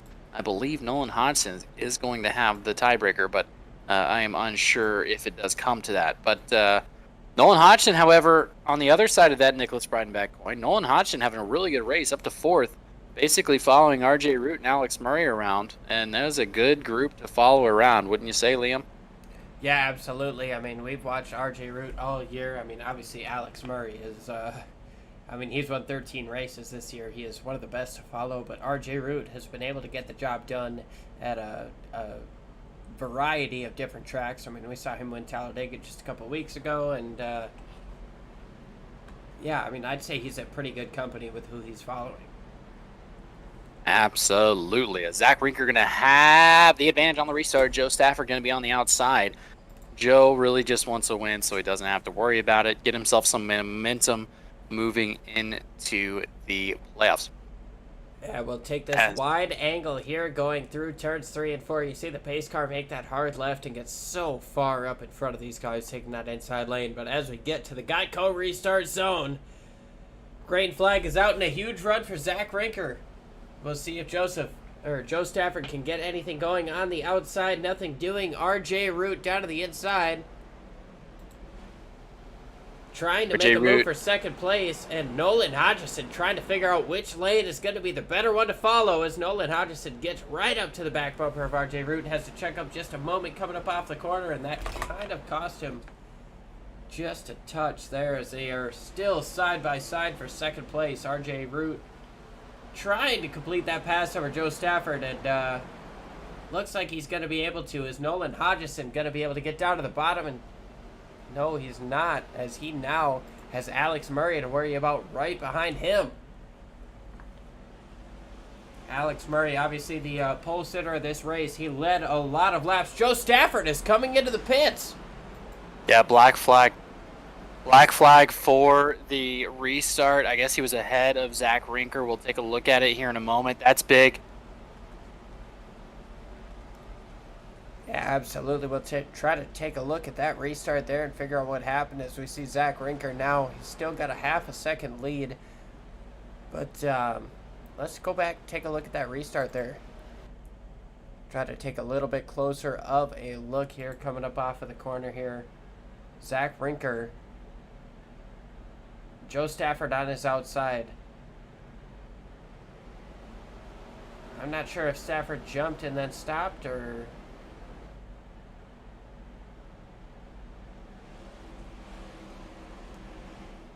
maybe there was something I didn't see before that, but Joe Stafford gets a penalty, has to come into the pits, and is currently sitting as he holds that penalty. He's going to go 2 laps down. Yeah, so Zach Rinker now in the lead. RJ Root, make sure we go back live there. Zach Rinker, RJ Root, Nolan Hodgson. As Joe's going to come out. Here's the deal with Joe, though. I know that's very frustrating, and I feel it for Joe because Joe's locked in mathematically. First of all, somebody should tell Joe that. I understand that it's frustrating that we're having these issues at Martinsville. It's on top of a frustrating situation, but Joe's locked in mathematically. He's got no worries here. As 33 points up, he's already good. The biggest thing that Joe needs to remember is we're going to have more cautions. We're only halfway through with this race. He's right now in the position to be the lucky dog. He just needs 2 of them. Oh, and there you see it. Around goes Bryson Alexander coming up off of 4. Looks like he's able to keep it straight, but the 20 car getting sideways up off of 4. Just as you mention it, you know there's going to be more cautions. Bryson Alexander has a moment, able to keep it straight, but so let's take a back look up front. Nolan Hodgson, Alex Murray going at it in 3rd position as the 40 of Alex Murray is behind him as we have now some lap traffic coming up. That's not good news for Joe Stafford. You don't want to see lap traffic, but I believe those are folks that are already multiple laps down, so not really too much of a problem there. Once we get to the 10 of Chris Claude, that's when Joe's really got to be pushing to try and make sure he's up there. Needs a caution, but I wouldn't really hold your breath, honestly, because it's you could possibly hold your breath for a caution. It's going to be that quick. So Nolan Hodgson there in the 3rd place position, still battling. He's got RJ Root in front of him with Alex Murray behind. Kind of a filler sandwich there in 3rd place on the 54 machine. And here's Chris Cloud about to go a lap down in 18th place. Zach Rinker, RJ Root, all up over his back bumper within the car length. Chris Cloud gives plenty of space. Now the 82 right in front of these guys. Does he give plenty of space? Not so much. Alexander Gangler has had his issues, and he just got out of the race a little bit. That is unfortunate. But now he's going to let Zach Rinker and RJ Root go by. These two pay-to-win setup teammates, I believe, in the same sort of vein. They've worked together before. Not sure if we are working together tonight. Check here. You're racing for a championship for a spot. We saw it in the Xfinity Series. Teammates don't mean anything, okay? You're racing for everything you've got. And if, I know Zach Rinker is maybe not in the same spot that RJ Root is. Zach Rinker is not even in the championship for a battle, so he's just out here going for a trophy. So, you know what his motivations are for this race. Teammates or not, he's more than likely not going to let that 8 car by him. At least if he can help it. Because he knows that 8 car's already in, and he knows he's not going to hurt him. Yeah, absolutely. And so the biggest thing that we're seeing here, and we're seeing these drivers kind of realize, is folks are going multiple laps down. The incidents are piling up. These guys are learning, hey, we got to settle down. And best case, I know I talked about Joe Stafford being locked in. Something crazy would have to happen for him to not be, honestly. But we need a new winner in addition to Josh Ward having an absolutely fantastic race. And unfortunately, Josh is now in 14th position. So 18, he needs 15 positions. I'm sorry, 18 position on Stafford. As there is a little bit of chatter. Let's see what that battle was. Was that the 19? Are we live? Yep. Not sure what the chatter was, but Josh Ward all over the back bumper of that 19 Caribou Coffee. I'm a Minnesotan, so I'll shout out Caribou Coffee, Minnesota, any chance I can. Alex Brinson is out here trying to defend that spot over Josh Ward. Ward looks to the top side, using up a little bit more racetrack over Alex Brinson, trying to take that 13th spot away. Right in front of these guys is Ken Ron, Sandla Collins, a couple of guys who we've seen have trouble here. And there goes Alex Brinson looking to the inside of the 33 of Ron. Nothing doing there. There's Lauren Jones to the outside. That caused a stack up a little bit behind as Matt Gaskins is up here trying to recover there. Josh Ward, Joe Stafford. These guys all up under a blanket. But Zach Rinker continues to lead this race, but not by much. RJ Root still all over that back bumper within about a half a car length coming up off of turn number 4. And I tell you what, man, a bumper changes all of that. Absolutely, but something to remember is these guys are on the old pit strategy. That Zach Rinker last came in lap 40. RJ last set lap 75. There are some folks in the top 10, namely Ryan Samuelson came in at 97. Jeff Carson came in at 97, and then a farther back, some folks came in at 113, 114. If you come to a green flag stop here at Martinsville, it is going to be deadly. As we see the bumper getting used a little bit there, I'm not expecting it too much because Zach Rinker, this is an inter-team battle. Zach Rinker is in Money House, and of course RJ in Field Filler.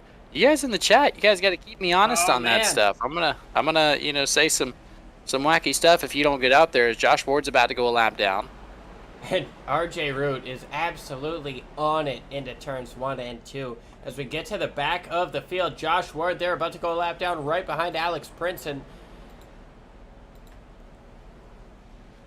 And we've got the 8 all over the back bumper of your race leader, RJ Root, just trying to figure out a way past, especially with these lap cars up in front. But man, he looks to the top side. Josh Ward goes wide up in the corner, has to give up those spots, goes a lap down, and RJ is still all over the back bumper, looks to the inside. Zach Rinker cuts him off there, trying to get to the inside of Alex Brinson, unable to do that. Now he is on the inside of Princeton. We'll see if RJ Root is able to respond.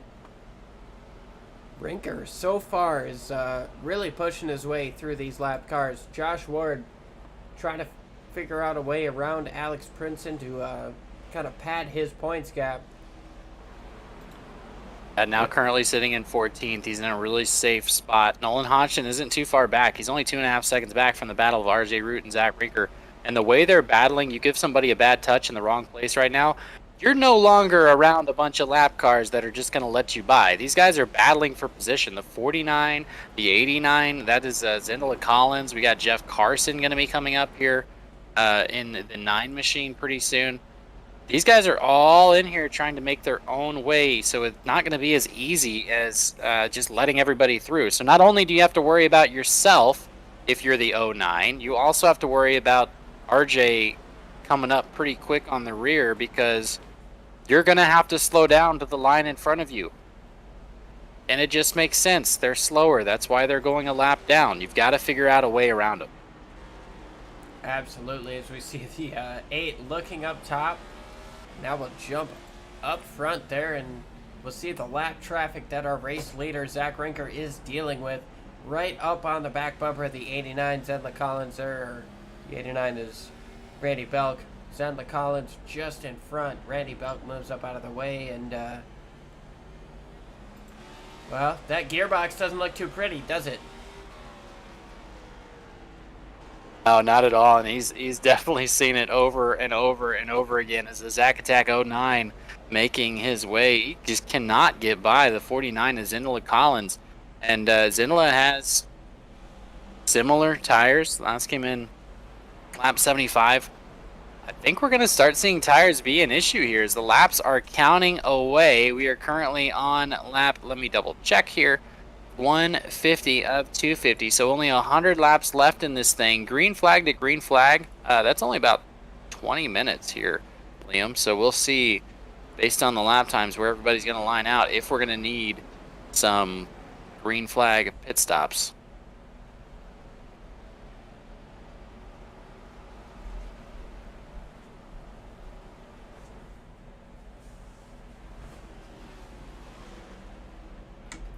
As everybody is working here, RJ Root trying to work on Ryan Samuelson, one of these guys that we know has to win their way in, sitting in 6th, less than 100 to go. He's got to be trying to work his way up to the front.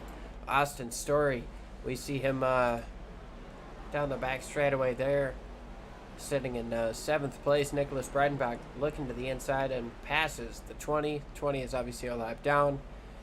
And Stoney Benfield is going to follow him right through. Jeff Carson hoping to do the same. That's going to round out our top 10. As this is, by all means, this is our longest green flag stretch of the day. And it's super interesting to see what happens to these guys' tires, as James had kind of mentioned a little bit before. Especially with RJ Root all over the back bumper and hits the back bumper. The 09 getting down into turn 3 right there. RJ wants to take this lead. I feel like he thinks he's faster, but he's just unable to make that pass happen, unable to take the lead. But nice run coming up off of 2 once again, half a car length back. And here's the thing about the paperclip, right? The fall off we're seeing on tires right now is less than a second for this space. RJ As Root gets to the inside, with a big move. There he goes on the inside, going to make his way around. He's got the position in Martinsville. If you're on the inside, it's yours. He's just got to hold him off. Just depends on how bad Zach Rinker wants to fight here to stay up there, make him use up a little bit more of his stuff, as it looks like the 49 got sideways in the back. We'll see if that's going to bring a caution out. But so far, still side by side, as Joe Stafford is in front of them, kind of leading the charge as he's trying to make his way through and not go another lap down. Root slides up into Rinker once again. Rinker working the top side very well. Able to get the run up off the corner, and Root cannot deal with it through the middle of the corner. Root goes around under braking. Caution flag is out. Big implications as RJ Root's going to try and get off that little lip you see there. Super happy to see he wasn't high centered there. We've seen plenty of times where these cars get up on those curbs and the wheels just don't hit the ground. But let's go take a double check. RJ Root Side by side for the race lead under braking. Let's actually jump up into the cockpit here. Hate to, you know, put RJ under blast here, but this is the best way to understand what's going on. You see him hard on the brakes, trying to turn it to the left. Well, he might have saw the 82 up there lock him up, and that might have spooked him just enough. Yeah, I don't know. It looked like he got up on the brakes a little bit too hard and got himself sideways. Wasn't really any contact there and plenty of space behind, but Zach Rinker, Alex Murray coming into the pits right now. We've got storylines happening in terms of pit stops. Zach Rinker, Alex Murray, Austin Story decides to stay out. Nolan Hodgson, Ryan Samuelson, those guys having to win their way in, are coming into the pits this time for 4 fresh tires. And based on what we've seen, this can be the last time that you have to come down pit road. I know that what we're seeing Story's generally, yeah, Story coming down. Let's go up to Zach Rinker in number 1. See how many wave around cars we're gonna have. So, take a look at me for Joe Stafford. Well, Joe Stafford decided to come in. He did not want to take the wave around there. That is interesting, as the only cars... Well, I guess there's 15 cars on the lead lap right now. Yeah, it looks like the 20 of Bryson Alexander, 19 Alex Princeton, a couple of guys trying to take the wave around. Bennett, Allen, White, Fink up there, and Joseph Lester might be trying to take a wave around too. We'll try to get a better angle of what's going on up front. I'll break the fourth wall and just go this way. So we've got Josh Ward. It's like the 33 of 33 is Ken Ron on the tail end of the lead lap. Then we've got Chad Sanner and Bryson Alexander in front of our leaders. So should get a couple of wave rounds here as we get ready to take the green flag once again.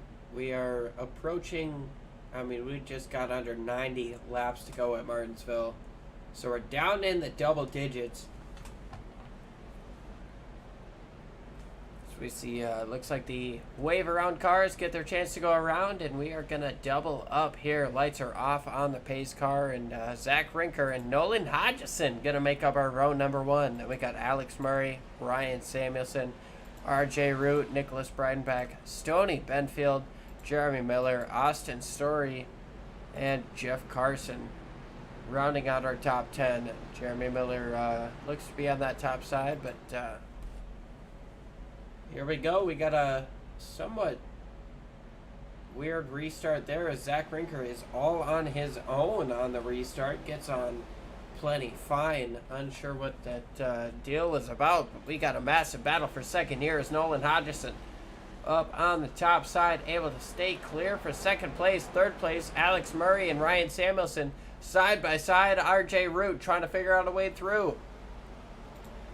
Yeah, RJ trying to find a way through, and Alex Murray, it's a filler evening, 3rd through 5th, but Nolan Hodgson, he is pushing, trying to make his way into a win to lock himself in as we are working here on lap 165. Theoretically, folks, we could go from here. So Nolan Hodgson working that thing, trying to get moving.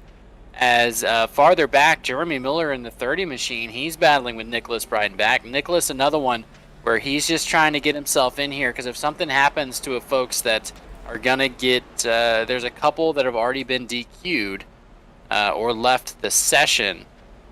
So, man, Nolan Hodgson basically is in a win and you're in right now, because Josh Ford has got that one machine fixed. He's currently running 11th, which is higher than the 15th he needs to lock himself in. So Nolan is going to have to bump him off somehow, and the only way he's going to be able to do it... coming up off the corner. He's going to lose plenty of spots there as Jeff Carson gets to the inside. That was Nicholas.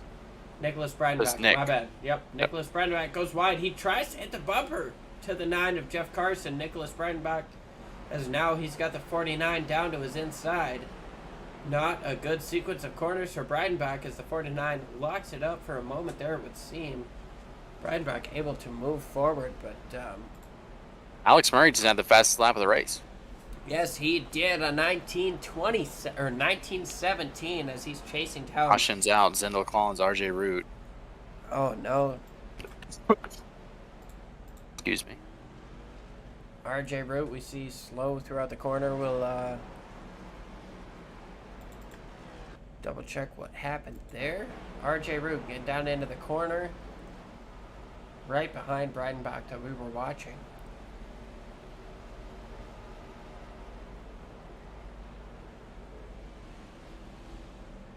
Oh, look. Okay. The 49 gets a little bit side popped by Breidenbach, and then the 8, an unfortunate benefactor of that. Let's see who is going to be our lucky dog, though. If you're a Joe Stafford fan, I got some good news for you. Keep an eye on Joe Stafford right now. I want to make sure he gets that lucky dog. I don't want to be telling fibs out of church. Get on that 57 for me. Yep, there we go. If you are a Joe Stafford fan, he has made himself around. He is only going to be 1 lap down, I believe, here on out. So the next, he is the only one there. Look for Stafford to get another wave around here shortly. Stafford's back into it. I'm waiting to see if the pace car's lights go off, but doesn't look like Well, it will. so it'll be a second. The restart just happened. Let's go ahead and get a talk to, I don't know, let's pull in Wyatt Fink. Wyatt, welcome to the booth, brother. Hey Wyatt, this is James and Liam up in the booth. You got a copy?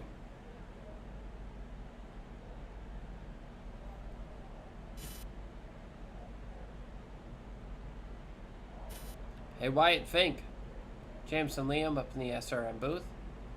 You got us? There's some technical issues going on there. You got us?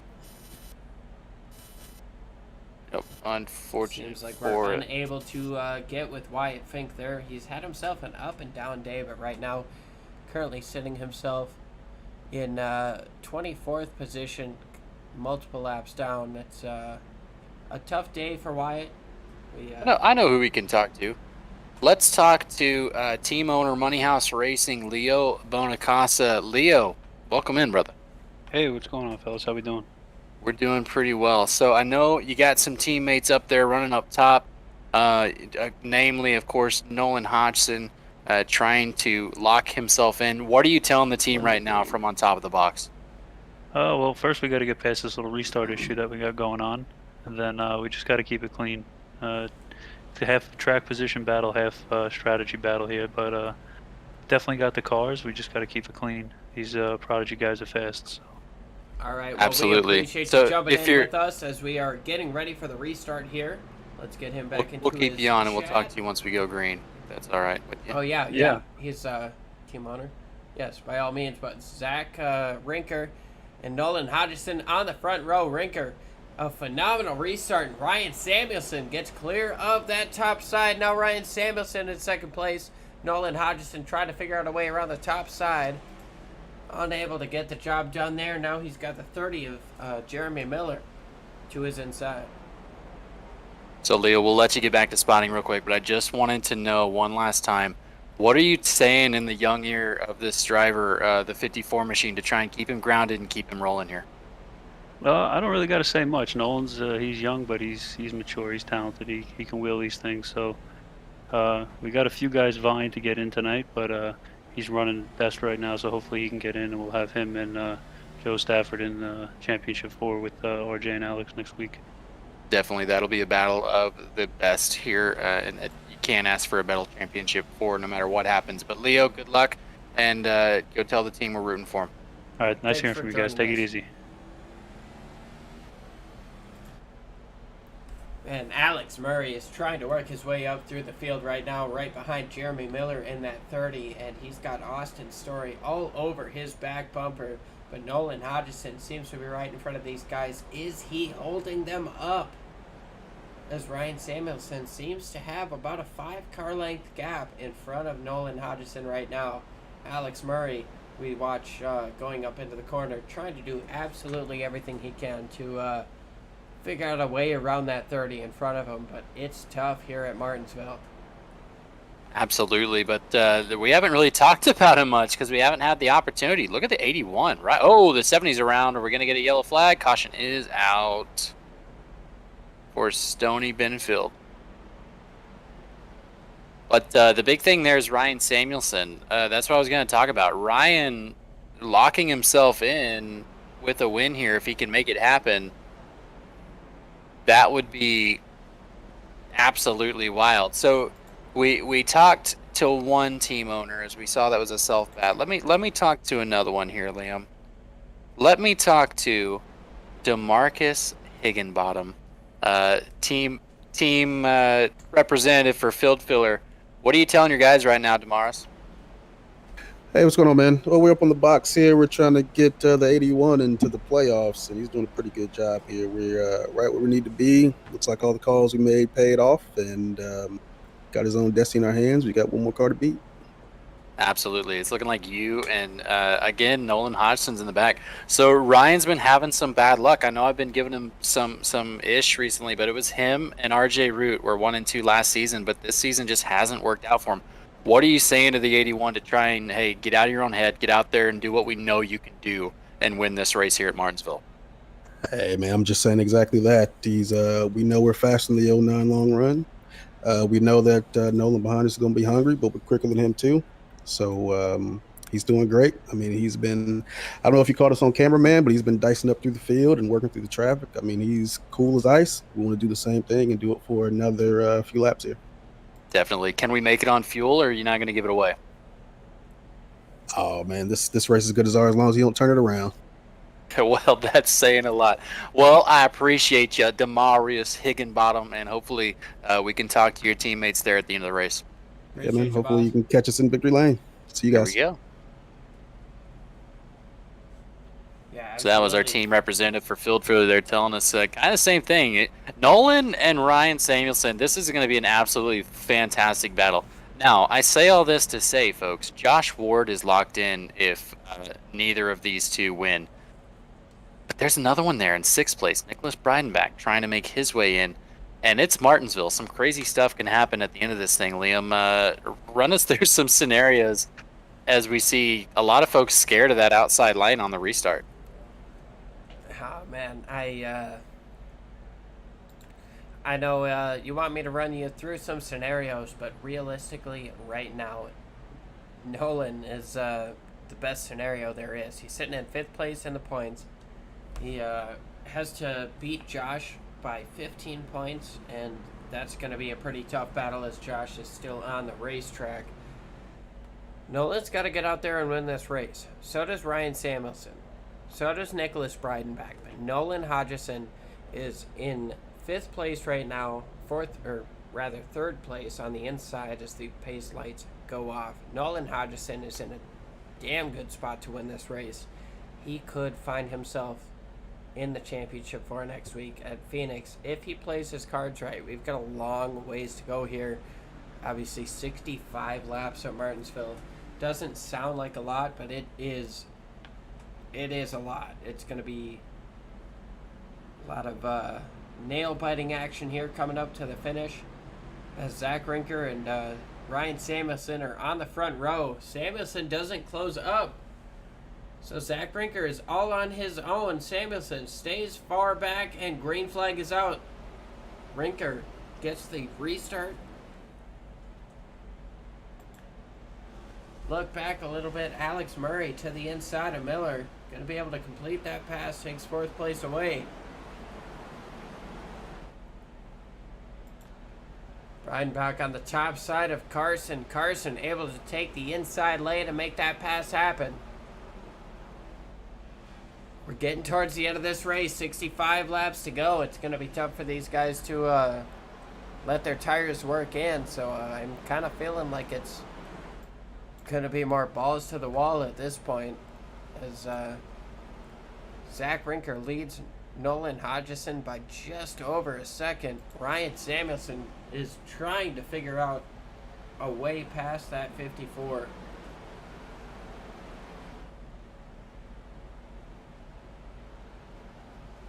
As we are rocking here, yellow flag out again. Here we go. Once again, RJ Root, Bryson Alexander have crashed.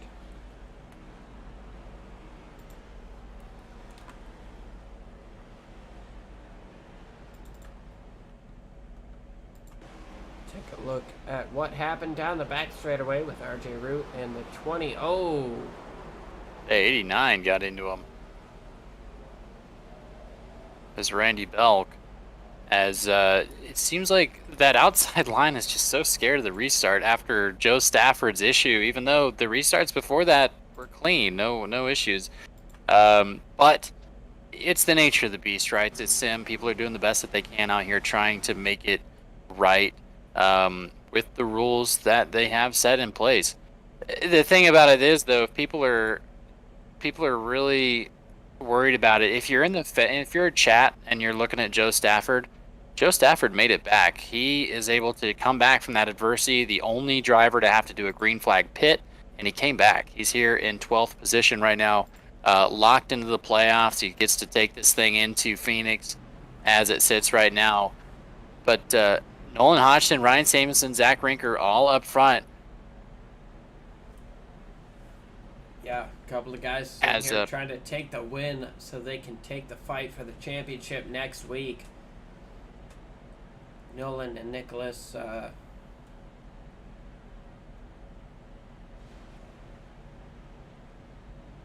I mean, we know what's on stake for them, or what's at stake for those guys, but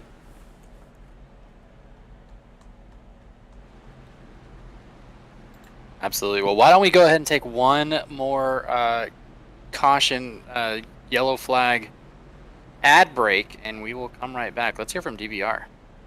Imagine a theater experience so real, your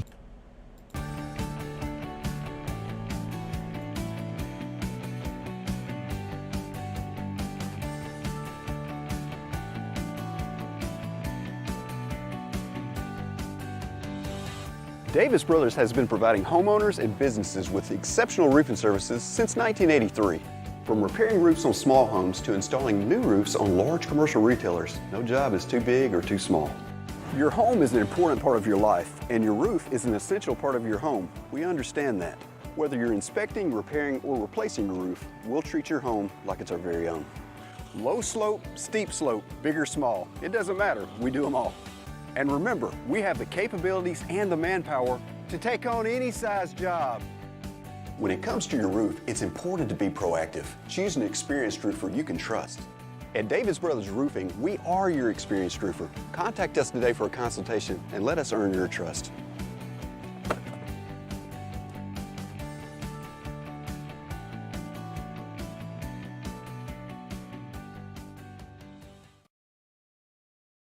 Broke apparently. all right, getting back to restart here with just over 57 laps to go as Zach Rinker once again seems to have that inside lane, and the outside has got to be displeased with the way that has gone there. Nolan Hodgson 2 to 3 car lengths back. Now Nolan Hodgson hard into the wall. Nolan hot into the wall. That's going to give Nicholas Breidenbach the advantage, and Nolan far back. Zach Rinker holds on to the race lead over Ryan Samuelson, then Jeremy Miller, Nicholas Breidenbach, one of these guys trying to race his way into the championship. And I know we talk about these championship drivers, but let's just bring ourselves, our top 8, into perspective, okay?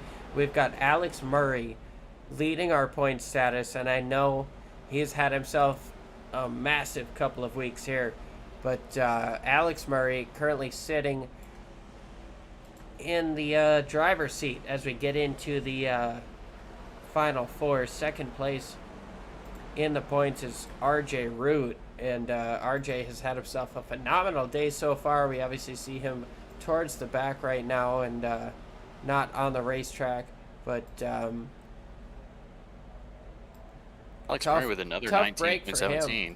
Yeah, Alex Murray absolutely phenomenally quick with that 19.17 there. That is half a tenth quicker than the best lap anybody else has put on today. As we go back, sorry to take you off there. Oh, car Jeremy Miller spinning into the infield. That is not going to bring out the caution. No, he stays up off the track. Looks like he's going to take that weird little inside lane. Let's just go ahead and watch this. Oh, another caution. Ken Ron, Bryson Alexander, Nolan Hodgson.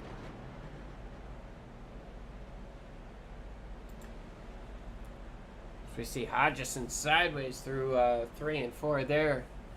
God, absolute heartbreak for the 54. One of my go-tos to come in and really shake up the championship for. Just looks like he came in a little bit on Stony Benefield. No, they're wrecking in front of him. He's gonna have to see the. Take a wide angle here. No, he comes up in front of the 70 and gets himself a couple of times tagged with that front bumper. Turned just around. A different braking zone that he had to take, and Stoney did not elect to take that as well. Very fortunate for the 54. Heartbreak for Nolan Hodgson. I would take a look. It looks like, yeah, absolutely what you said. Different braking points getting up into there, and Nolan did what he could to lock it up, keep her straight, and so did the 70. That's why he slid up wide, hits the 54 once again, and sends him around. A tough break there for Nolan Hodgson, and as fans here in the chat, we hate to see it for you, but definitely appreciate you guys showing up. As we talk about the chat, we've got Tornado Man talking about Joe Stafford in the 57. Joe Stafford currently having himself a up and down day. He's sitting in 6th place, trying to figure out a way to the front. And, well, in terms of points, he's finding himself in a pretty good spot. He's 3rd place on points. He's technically not locked in yet, but we would have to have a lot of things happen. So here's what would have to happen for it's not possible. I really don't believe it's possible for him not to be locked in. It would take him DQing out, somebody else winning, and Josh Ward being 13 places above Joe Stafford, which I truly believe right now is literally impossible. Not mathematically impossible. Josh Ward is 1 position in front of Joe Stafford right now. Yeah, so Josh Ward has to be 15 positions in front for it to even change the 3rd and 4th of it. Also, Ryan Samuelson has to win himself in, or the Nicholas Breidenbach, or one of them has to win themselves in, and Joe Stafford has to finish 13 positions, or 13 to 16 positions behind Josh is in 4th. Nolan Hodgson is the one we're worried. No, I wouldn't say worried about, but the one that could potentially win himself in. So here's what I'm saying. So Josh Ward in 4th. I mean, as long as nobody else wins, he's got a 15-point lead over Nolan. So he's going to feel pretty good about that. Yeah, Ryan Samuelson would be his bane. If Ryan Samuelson or Nicholas Breidenbach ends up winning this thing, that pushes Josh Ward out of the playoffs because he is in that final transfer spot as of right now. Especially with the way Joe Stafford could have been screwed on that yellow and quit. He could have quit and said, I'm done with this race. It's Martinsville. He could have been done. Saw the problems that Josh Ward was having. But what Joe Stafford did was he got on there, he made his cuss words happen, and he got back on the horse and raced this thing, and now he's back up to 7th position. Absolutely, just the stones on Joe Stafford and these drivers to come out and still perform after the issues that iRacing is throwing at them on that restart. It's absolutely wild. Look at Joe up to 4th. As, of course, Zach Rinker, Ryan Samuelson, not to take anything away from Zach. Zach has been absolutely blowing the field away on these restarts. but it's fantastic. It's fantastic that these guys are coming in and still fighting, and making this thing happen. As Austin Story's gonna DQ out, it looks like. Yeah, I saw him More and dropping more. down the running order there. Not entirely sure what happened there, but Zach Rinker out in front, half a second over Ryan Samuelson. But look at Alex Murray as he is trying as hard as he can to make that 81 uncomfortable, trying to figure out a way around so he can chase down the race leader. Absolutely. As Alex Murray working on a teammate, Ryan Samuelson, he is not going to, going to the inside of the teammate, running him hard. Alex Murray wants to get up front. Interesting take here. Wonder how much faster he's been to take it on the teammate. He does not want to be accused of coming in here and playing favorites, as we are on lap 209, 40 laps left to go, 20 seconds a lap. Do the math. Get your popcorn started, because this race is about finished. Zach Rinker, Alex Murray, Ryan Samuelson, Joe Stafford, and Nicholas Breidenbach as the playoffs sit right this second. If the race were to end right now, it would be in the final four: Alex Murray, RJ Root, Joe Stafford, and Josh Ward. Both of the two drivers, you cannot say they did not earn it. Josh Ward and Joe Stafford coming in here battling to get back into it. Josh Ward was on his lid at one point, Liam. Yeah, he was, and now he's sitting here trying to figure out a way to defend his final spot in the final four. And basically, if you are in that one car, the job is just to finish. You're 13 spots up where you started. You've been on your lid in this race. Your job now is just to finish, try to hold that fourth place position. You know Ryan Samuelson is about a second and a half up off the race lead, and buddy, you gotta hope he ain't gonna get there. But Josh Ward sitting in Crashing. caution Chris has Claude. happened once again. Chris Claude.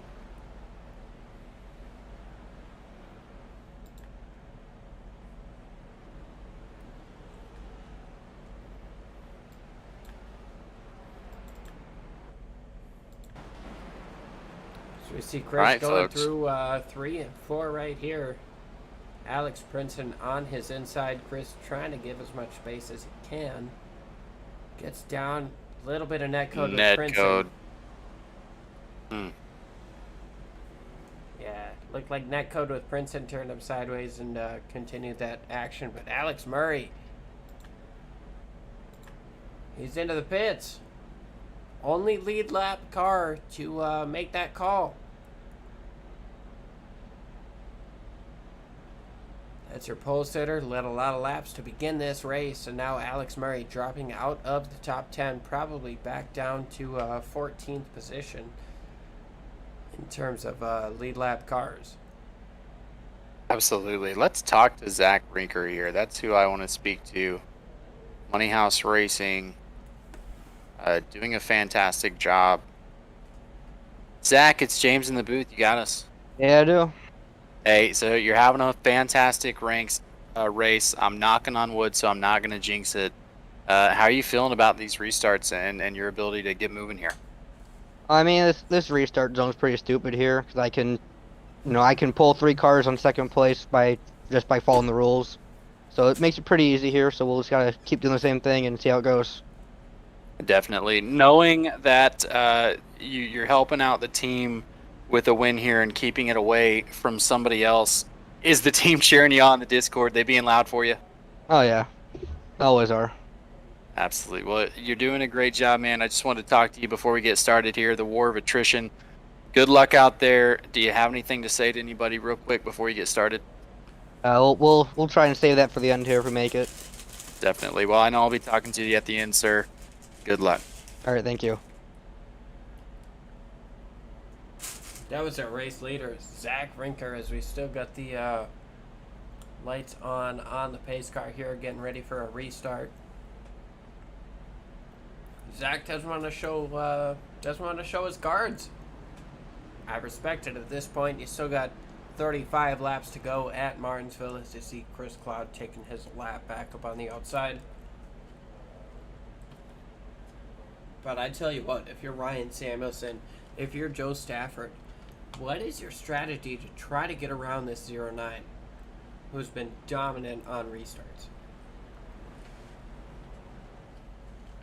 Yeah, if you're the 09 and you're Zach Rinker, like you said, because of kind of the glitch we've got here at Martinsville, it'll gig you if you accelerate too much.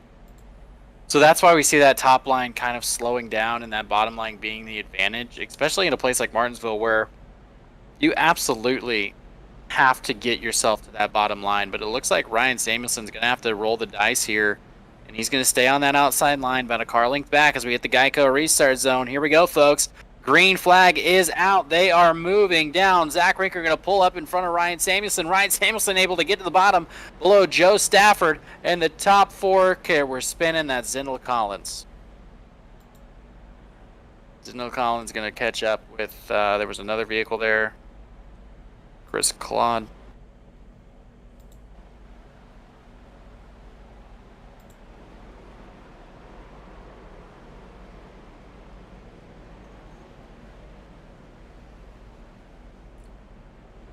Yeah, just a bit of a 3 wide, a little bit of a stack up there. Got Zendla sideways. Little contact with another car. And, yeah, Jeremy Miller did not want that. But, probably, As we see, Austin is in the chat. Says, love you, Mayor, keep pushing. He also said some other stuff. Sorry, Austin, I had to delete it. But the 54 DQ'd because of some folks that weren't paying attention. I hate it for the 54.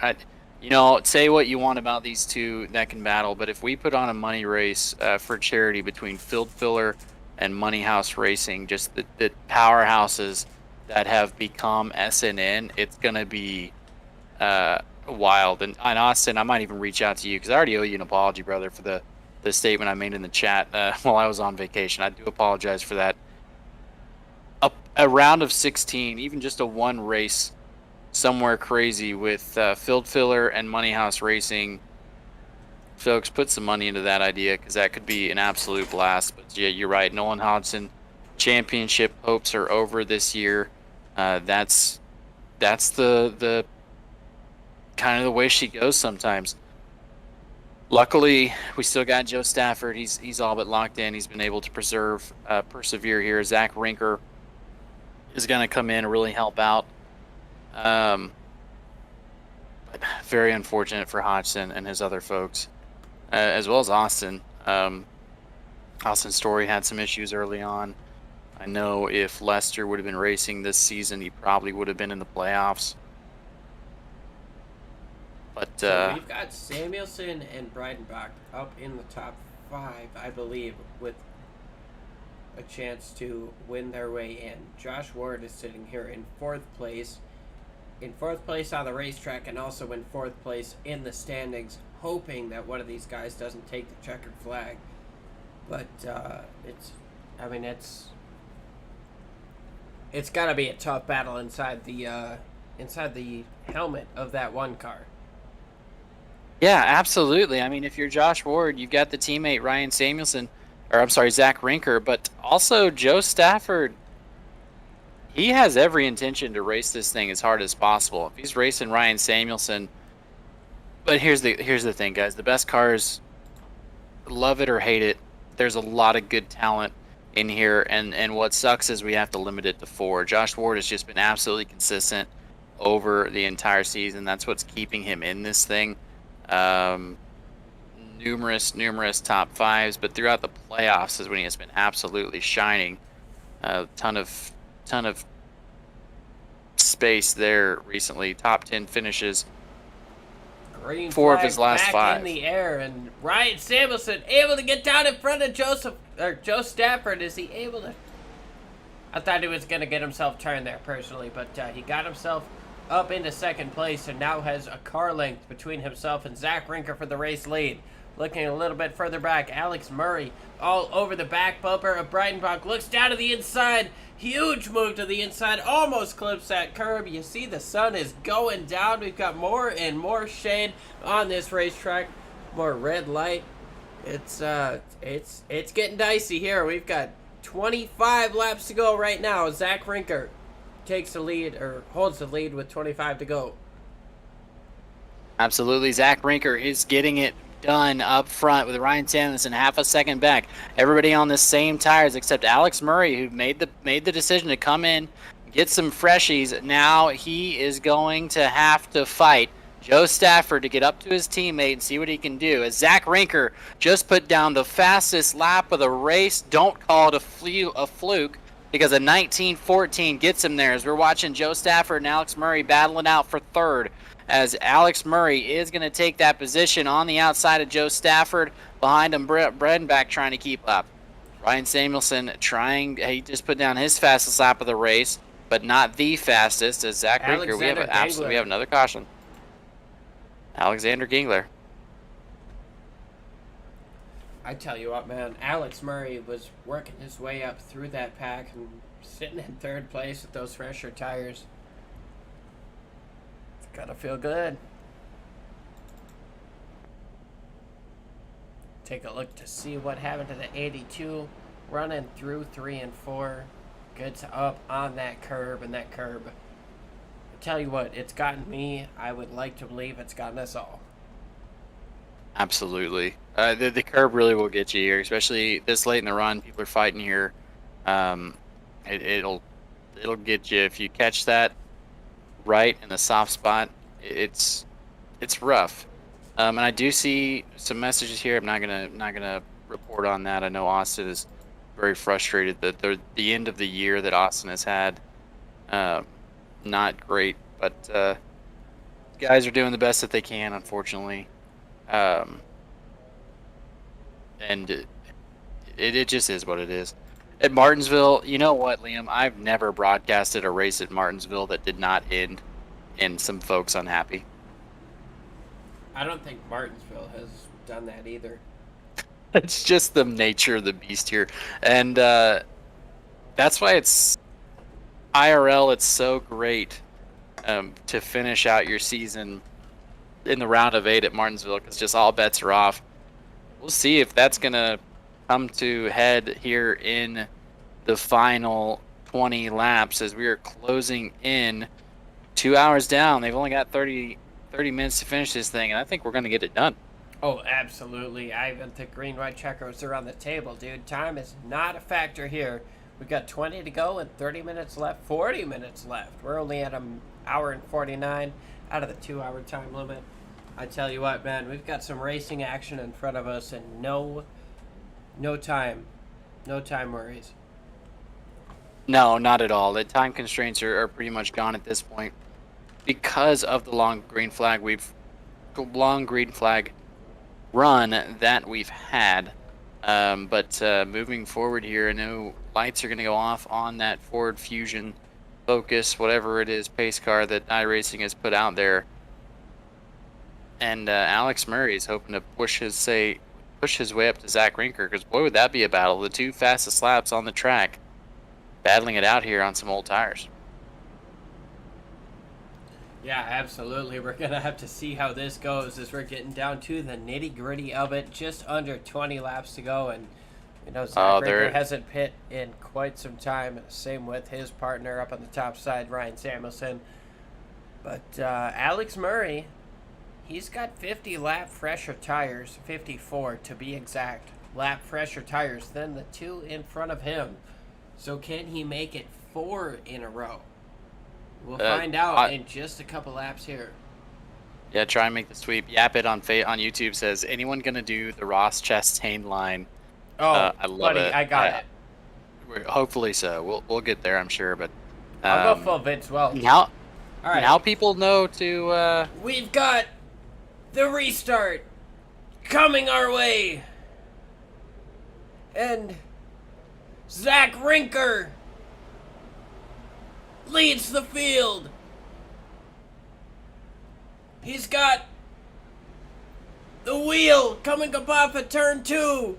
As there's actually like some side-by-side action here. Nicholas Bredenbach to the inside of Ryan Samuelson. I tried to appease the Vince Welch as much as I could, but this action just takes precedent as Ryan Samuelson trying to work the top side of Nicholas Bryan back here. We haven't seen the top side work a whole heck of a lot throughout the day. Obviously a lot of cautions, but that inside lane working well. Ryan Samuelson putting his everything to the wall right there, trying to make it happen, but unable. He falls back into 5th place. Jeremy Miller right behind him, but Alex Murray just put down the fastest lap of the race in 19:04, sitting in 2nd place. I tell you what, he holds the wheel better than anybody else right now, and he's only a car length above the race leader, Zach Rinker. Nicholas Can Alex Breidenbach Murray? issues. Nicholas Breidenbach has turned around in a big clog up there, a big or a traffic jam there coming up out of turn number 4, and that's going to bring out the caution once again. Zach Rinker holds on to the race lead. Alex Murray in 2nd. We're going to go back, take a look to see what happened there, and seems like we had a lot of things happen, starting with Nicholas Breidenbach.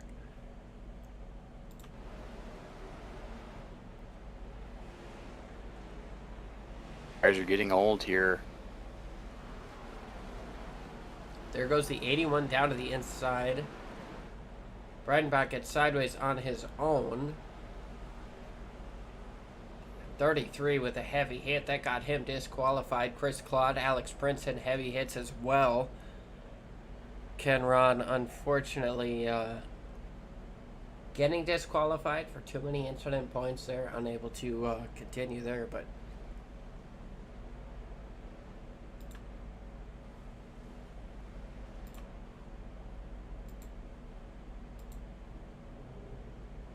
As we're seeing here, I'd say anyone going to do the Chastain line, and then 804 Outcast says the Chastain line will get you disqualified. Most likely 17 incident limit here at Martinsville. Pretty low. These guys demanding, trying to get some clean racing out of them. Yeah, and Liam, who can you blame really when it's kind of a it's put there in place to make people drive a little bit closer to the real life, which is like, hey, you don't want to tear your stuff up in the beginning of it and kind of drive within your means.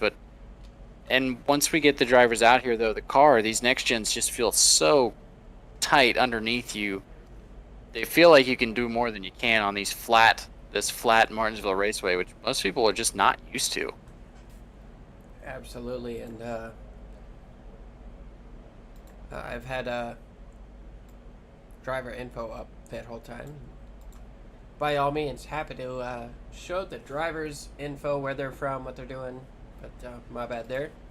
We've got 11 laps to go here, and I tell you what, Zach Rinker is not willing to give this up. He doesn't have anything on the line in terms of playoff hopes. Alex Murray has won the last 3 races. Joe Stafford right behind him. Well, we'll take a double check, but Joe Stafford is in the playoffs right now. Looks like he should be good to advance, but that doesn't mean he doesn't want to win. Outside of the playoffs, we've got Nolan Hodgson, Nicholas Breidenbach, and Ryan Samuelson out here trying to win this race to try to make their way into the Final Four next week at Phoenix.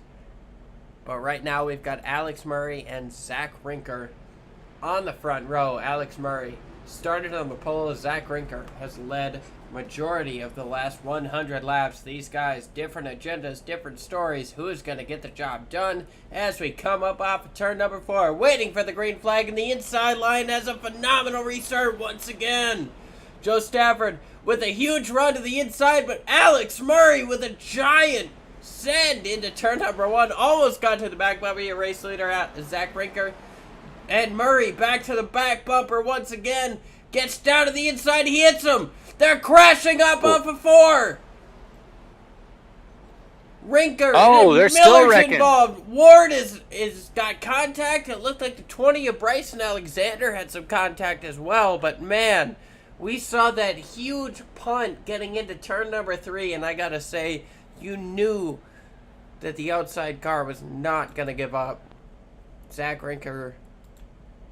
We'll take a look-see here. We'll take it in slow motion, getting down into turn number 3. Alex Murray.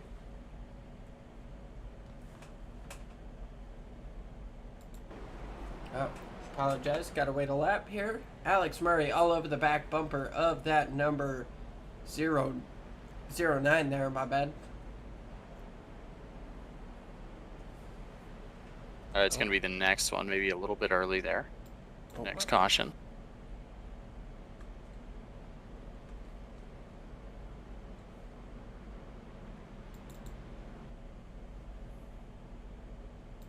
Yeah, here we go. Alex Murray all up into the back bumper of the 09.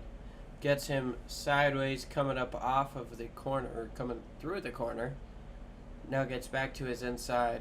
Contact will be made again. Oh, I don't know if the...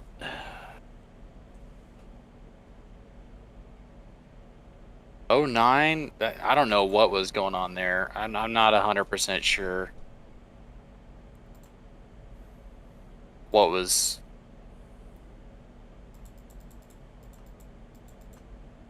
Because that was definitely a little bit malicious. Usually I don't say that. I don't know if there was some unhappiness with the restart. And then I don't think it meant to get that nasty. Honestly, it looked like the 09 was a lane lower than the 40 thought he was. But some other drivers involved in that didn't need to be, so very unfortunate. I will take another It's opening look. the door for a Joe Stafford win. Joe Stafford now in the lead, battling back from adversity.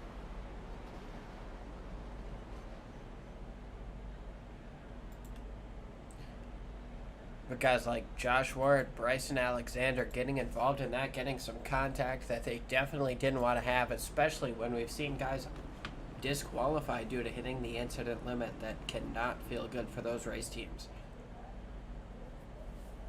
Absolutely. Is the chat... Hey, the chat's lit. You know what? Get in there. Whatever. I might just disable live chat after the video, but right now, you guys go in there. Go ham. I'm just going to delete it if there's any curse words. Just be kind of reasonable with Yeah, us. be respectful, but I love it. Please. Yeah, be go all ahead. up Just in try the not chat. to. Please be all try up not in the to do chat. it. Be nice, but man, let's talk So about here we it. go. What was that? As we've got a restart count up here with just a few laps to go. We've got 4 laps to go right now. 3 to go at the restart. Not overtime yet, but drop your feelings up in the chat. Joe Stafford is going to lead this race over Ryan Samuelson. Samuelson trying to win his way in. Josh Ward trying to prevent that from happening right behind him. Here we go. 3 laps to go at Martinsville and a big restart on the inside. There we go. Again, Joe Stafford getting the advantage on the restart. Ryan Samuelson trying to win his way in. Stoney Benefield there. Josh Ward has an opportunity to make sure that does not happen. So Ryan on the outside of the Here 70. comes How Stoney many down laps? to the inside of Ryan. Hits him a little bit. Ryan goes wide. Samuelson up into the wall, and that is going to massively hurt his playoff hopes as Jeff Carson and we talk about Josh Ward sitting in 3rd place right now, 4th place in the championship hopes, and this is where he needs to sit as we are getting close to 10 to go, 11 to go this time by for Joe Stafford, as he's got about a 3/4 of a second lead over Stoney Benfield. Josh Ward sitting in 3rd place, trying to do what he can to get around Stoney Benfield. He wants to win this race. He wants to do everything he can to guarantee himself a spot in the Final 4. And it looks like, once again, we are checking up. Bryson Alexander has crashed. So that's the win. Joe going to take it away. Yeah, the checker flag is out.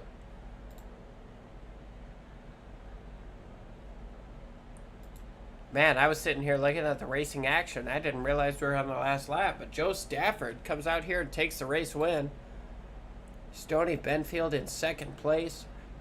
Josh Ward in 3rd. And Josh Ward is going to solidify himself into the Final 4 with that drive. And so I can officially confirm your Final 4 for the Sunday Night NASCAR Series, the Davis Brothers Roofing Cup Series, will be Alex Murray, Raymond Root, RJ Root, Joe Stafford and Josh Ward filling out the championship guys coming next week at Phoenix. But phenomenal drive here today out of Joe Stafford. He had himself a up and down day, gets himself the win off of pit strategy, and I tell you what, that race had so much action. I'll admit, I literally missed the finish because Joe Stafford just blew us all away here. Absolutely. Let's go ahead and talk to Joe Stafford.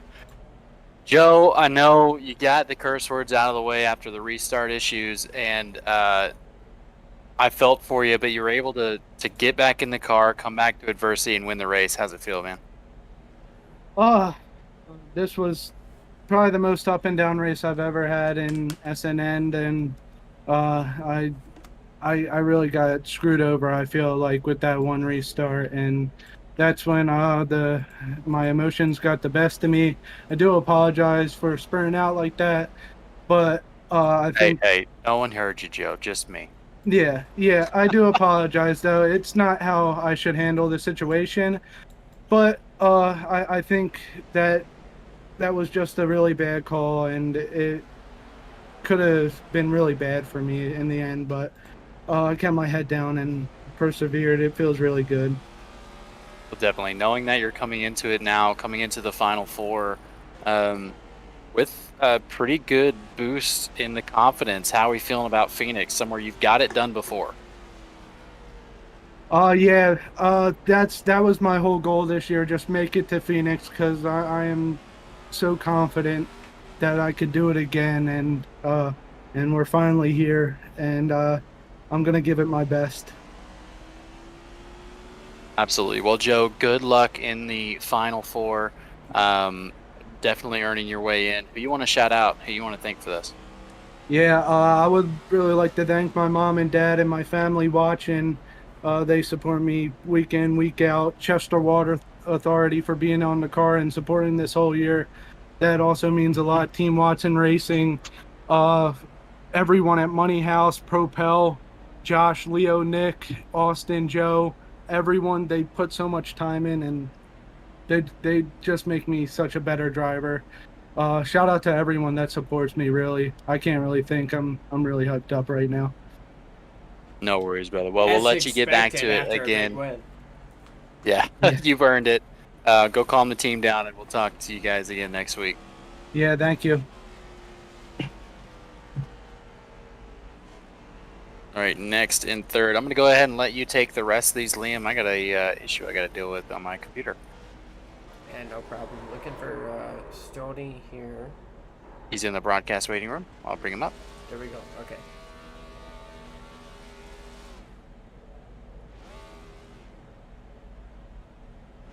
Stoney, we got you? Yes, sir. You got me. Well, Stoney, you had yourself a bit of an up and down day. Kind of walk yourself, or walk us through your first half of that race, and kind of what you had to deal with. Yeah, well, I got spun out a couple times, and my car was really good, so I had to go in and get some repairs done. Nothing major, just, I don't know, 30 seconds or so required for optional repair.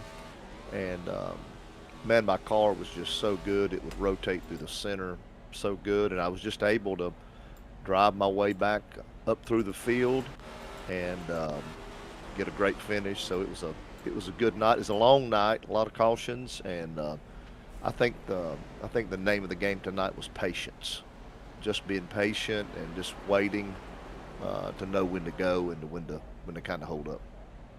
Yeah, absolutely. And we saw you in a pretty intense battle there with the 81 at the end. Kind of walk us through what you had going on there, and especially getting side by side with Ryan Samuelson. Yeah, I mean, this is just close racing, this short track, and the outside groove, you know, it just don't have the grip that the inside does, and so just really neck to neck and beating and banging, and you know, nothing intentional. It's just the way it is. It's just Martinsville, and I was just able to, you know, dodge the wrecks and get a good finish. So I'm very, very grateful. Well, awesome stuff, man. I know you're grateful, but you got to be grateful for some team members there. Go ahead and let us know who you want to shout out for such a strong performance. Yeah, well, I've got two sponsors on my car that help me all year long to be able to Premier Racing Setups. I'm one of their house drivers, and I would encourage anybody that's listening, if you're iRacing, to go to premierracingsetups.com, and they got great setups, and so they gave me a great setup tonight. But then, I don't know if you noticed, but North Carolina 811, it's a utility company. They helped me with sponsorship to get equipment and to have, you just can't do this competitively without good equipment. And so I'm very grateful for those two sponsors. Last, but really not least, really the last one is the first one. A lot of the guys I race with know I'm a pastor, I'm a Christian, and man, I really thank my Lord and Savior Jesus Christ for what he's done for me. And I left church tonight at 10 minutes to 8 and to be able to get logged in and race. So I'm very grateful. So thank you so much. It's my privilege of racing the league. Well, thank you for joining us, and absolutely thanks to our Lord. And we hope to be talking with you next week in the podium spot of our final race of the season here. But I believe we've got just one more person to interview here, and it might be the most interesting person to talk to as we get Josh Ward up into the broadcast booth. Josh, I tell you what, man, you had yourself an up and down day. You wound up third, but walk us through the first half of your race. You got down a couple laps, and I mean, you still were able to race your way in, but... Well, it's funny that you say up and down day, because if you remember, I was on my top. I was on my roof. And you were. I don't know who. Matt brought that up plenty of Shout times. out You to got Joseph Lester for flipping you over. Yeah, no. He flipped me back. Yeah, you're buying beer for Joseph Lester flipping you over. I was sitting there thinking, how in the world did I even flip back over? I didn't know if I was in another video game where, they'll automatically flip you over if you're on your top for long enough, but that was just magical. It was so graceful the way he put me back over on my tires. I was going over it on top of it. That was pretty rough, but coming back around, that was a little bit easy. He did a good job. So anyways, I just had to give you props for that, because, yourself and the teammate Joseph Stafford, we talked about earlier, you could have called it quits there and said, you know what, I'm basically locked in to heck with Martinsville, but you stuck in there and were able to come back to a podium finish with the momentum taking you into the playoffs. How does that feel to say that, hey, I did that? Well, coming in, I was 15 points ahead of Nolan Hodgson and 18 ahead of Nicholas Brodenbach. And going, I think we had like 27 entries tonight. Correct. Yep. With the race sign-up was 19. So I don't know if race sign-up really matters at all, but I was kind of expecting it to be one of those things of, okay, if I'm 15 points ahead, all I got to do is basically just not finish dead last and at least try to finish on the lead lap, because I knew there was going to be at least 4 guys who probably went ahead and instant limited themselves out. Even whenever I got into the race today, I sat there and I thought, okay, I'm not the fastest. I qualified horribly, so I'm just going to have to sit here and let it ride. Once I was on the top, I kind of was like, oh, Lord, it ain't going to happen, and I saw Nolan up front. But as the race went on, it was about that 125 mark, the halfway point, we started seeing everybody get instant limited out. And by that point, I think I was running 13th between people getting knocked out from wrecks and incident limited out. So at that point, I was basically locked in on points regardless, because everybody else was off the lead lap. Nolan was running for the win. I know it ended up being a little bit, he got loose on the top lane. That ended up being basically the end of his lap. I think maybe him and Stoney got into it a little bit. Nick ended up also getting a little bit loose on his brakes, I think he said. So by the end of it, it wasn't that I was locked in, but I think it was just that Martinsville was as intense and there's so much going on and people were wrecking all the time that it ended up working out. I was pitting twice every caution for 17 seconds of damage apiece, starting at 5 minutes and got it down to 45. So I think I did pretty well whenever it came to recovering from that. Yeah, absolutely. I don't think you could have done much better. Yeah, we watched. Go ahead, Liam, finish it up. Yeah, we watched a couple of those pit stops, see you coming in. throughout the course of the caution flags. But kind of walk us through how those last few restarts went. You found yourself up in the top 3, and what did it take to keep you up there? Well, once I got up there, it was kind of just don't wreck, and then things will happen in front of me. But I think Nick wrecked. He was sideways, and I looked at him dead in the eyes whenever I came out of 3 or was in the middle of 3, and then I saw on his inside somebody going the right way in the track. And that's whenever I thought my race was over. I thought my motor was dead. But I guess the next gen cars, the new damage model, it's whatever. But even with that damage, I still went in and took tires, didn't get any damage repaired, and ended up being able to get back to 3rd. I came out there wanting to drive like I did at Texas, but ended up just not being able to after that one little incident. I even think I got Chris on the rumble strips at one point. I was racing them so hard. So, yeah. Keeping it up there though, again, it was just not getting loose. The damage seemed like it maybe helped me rotate a little bit center. I thought it was going to make me tight. Normally when you get front end damage like that, you ain't got as much front aero, so you ain't going to be able to turn as much. But yeah, overall though, with the restart zones being the way that it is, I think it ended up being the luck of the draw whenever it came to, I think I started on the inside more than I did the outside, and that probably helped me out a lot more than anything else. Yeah, absolutely. And you had yourself a phenomenal show, and I tell you what, I'm sure you've got some people you want to thank for such a strong run. Oh, wow. TeamWatsonRacingSetups.com. I build their Xfinity sets. They're pretty good. Use code 80085 for 15% off, I believe it is. I think we've got Ward Wrecker service on the car.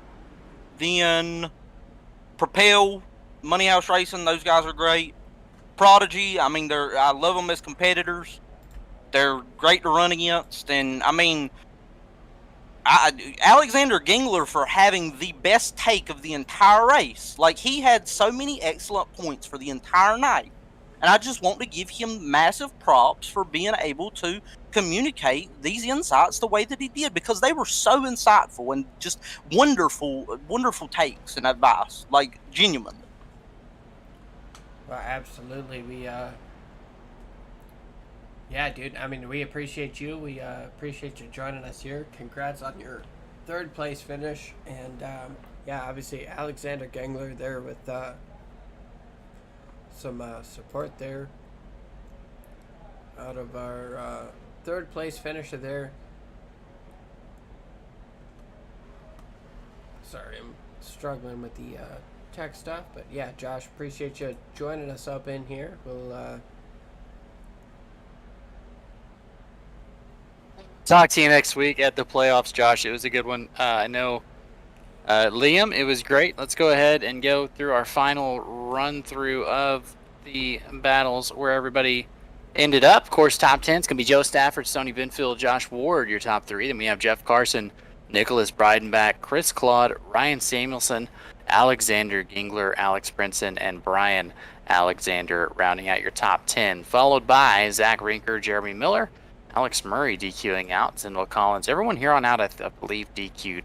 Unfortunately, it's going to be Ken Ron, Chad Sander, Nolan Hodgson, Austin Story, RJ Root, Randy Belk, Matt Gaskins, Lauren Jones in 22nd there. 23rd going to be Bennett Allen, White Fink, Joseph Lester finishing 25th, Zach Osborne, and Seba Cornez finishing 27th. Yeah, that's going to round out our field, and that's going to about do it for us here outside of our, little final thoughts, I guess. I mean, we had ourselves a fantastic race at Martinsville. A lot of cautions early on, but a lot of storylines going on. A lot of guys trying to win their way in, but it turns out that the guys who showed up in the Final Four are the guys who leave in the Final Four. And Josh Ward, we watch him trying to turn it around, but he takes that final championship spot, burns it down, and well, we had a fantastic night of racing to get us to this point. Absolutely. Well, go ahead and let's send it off for the folks. Next week, we're going to be doing some extended coverage from the beginning of the race. We're going to have some extra awesome interviews in the beginning. We're going to talk to every one of the top 4 drivers, as well as some of the fan favorites throughout. So catch us next week, same time, actually a little bit earlier, 7 o'clock Central, 8 o'clock Eastern. We'll be here, and we appreciate you seeing you. And as always, we'll see you next week.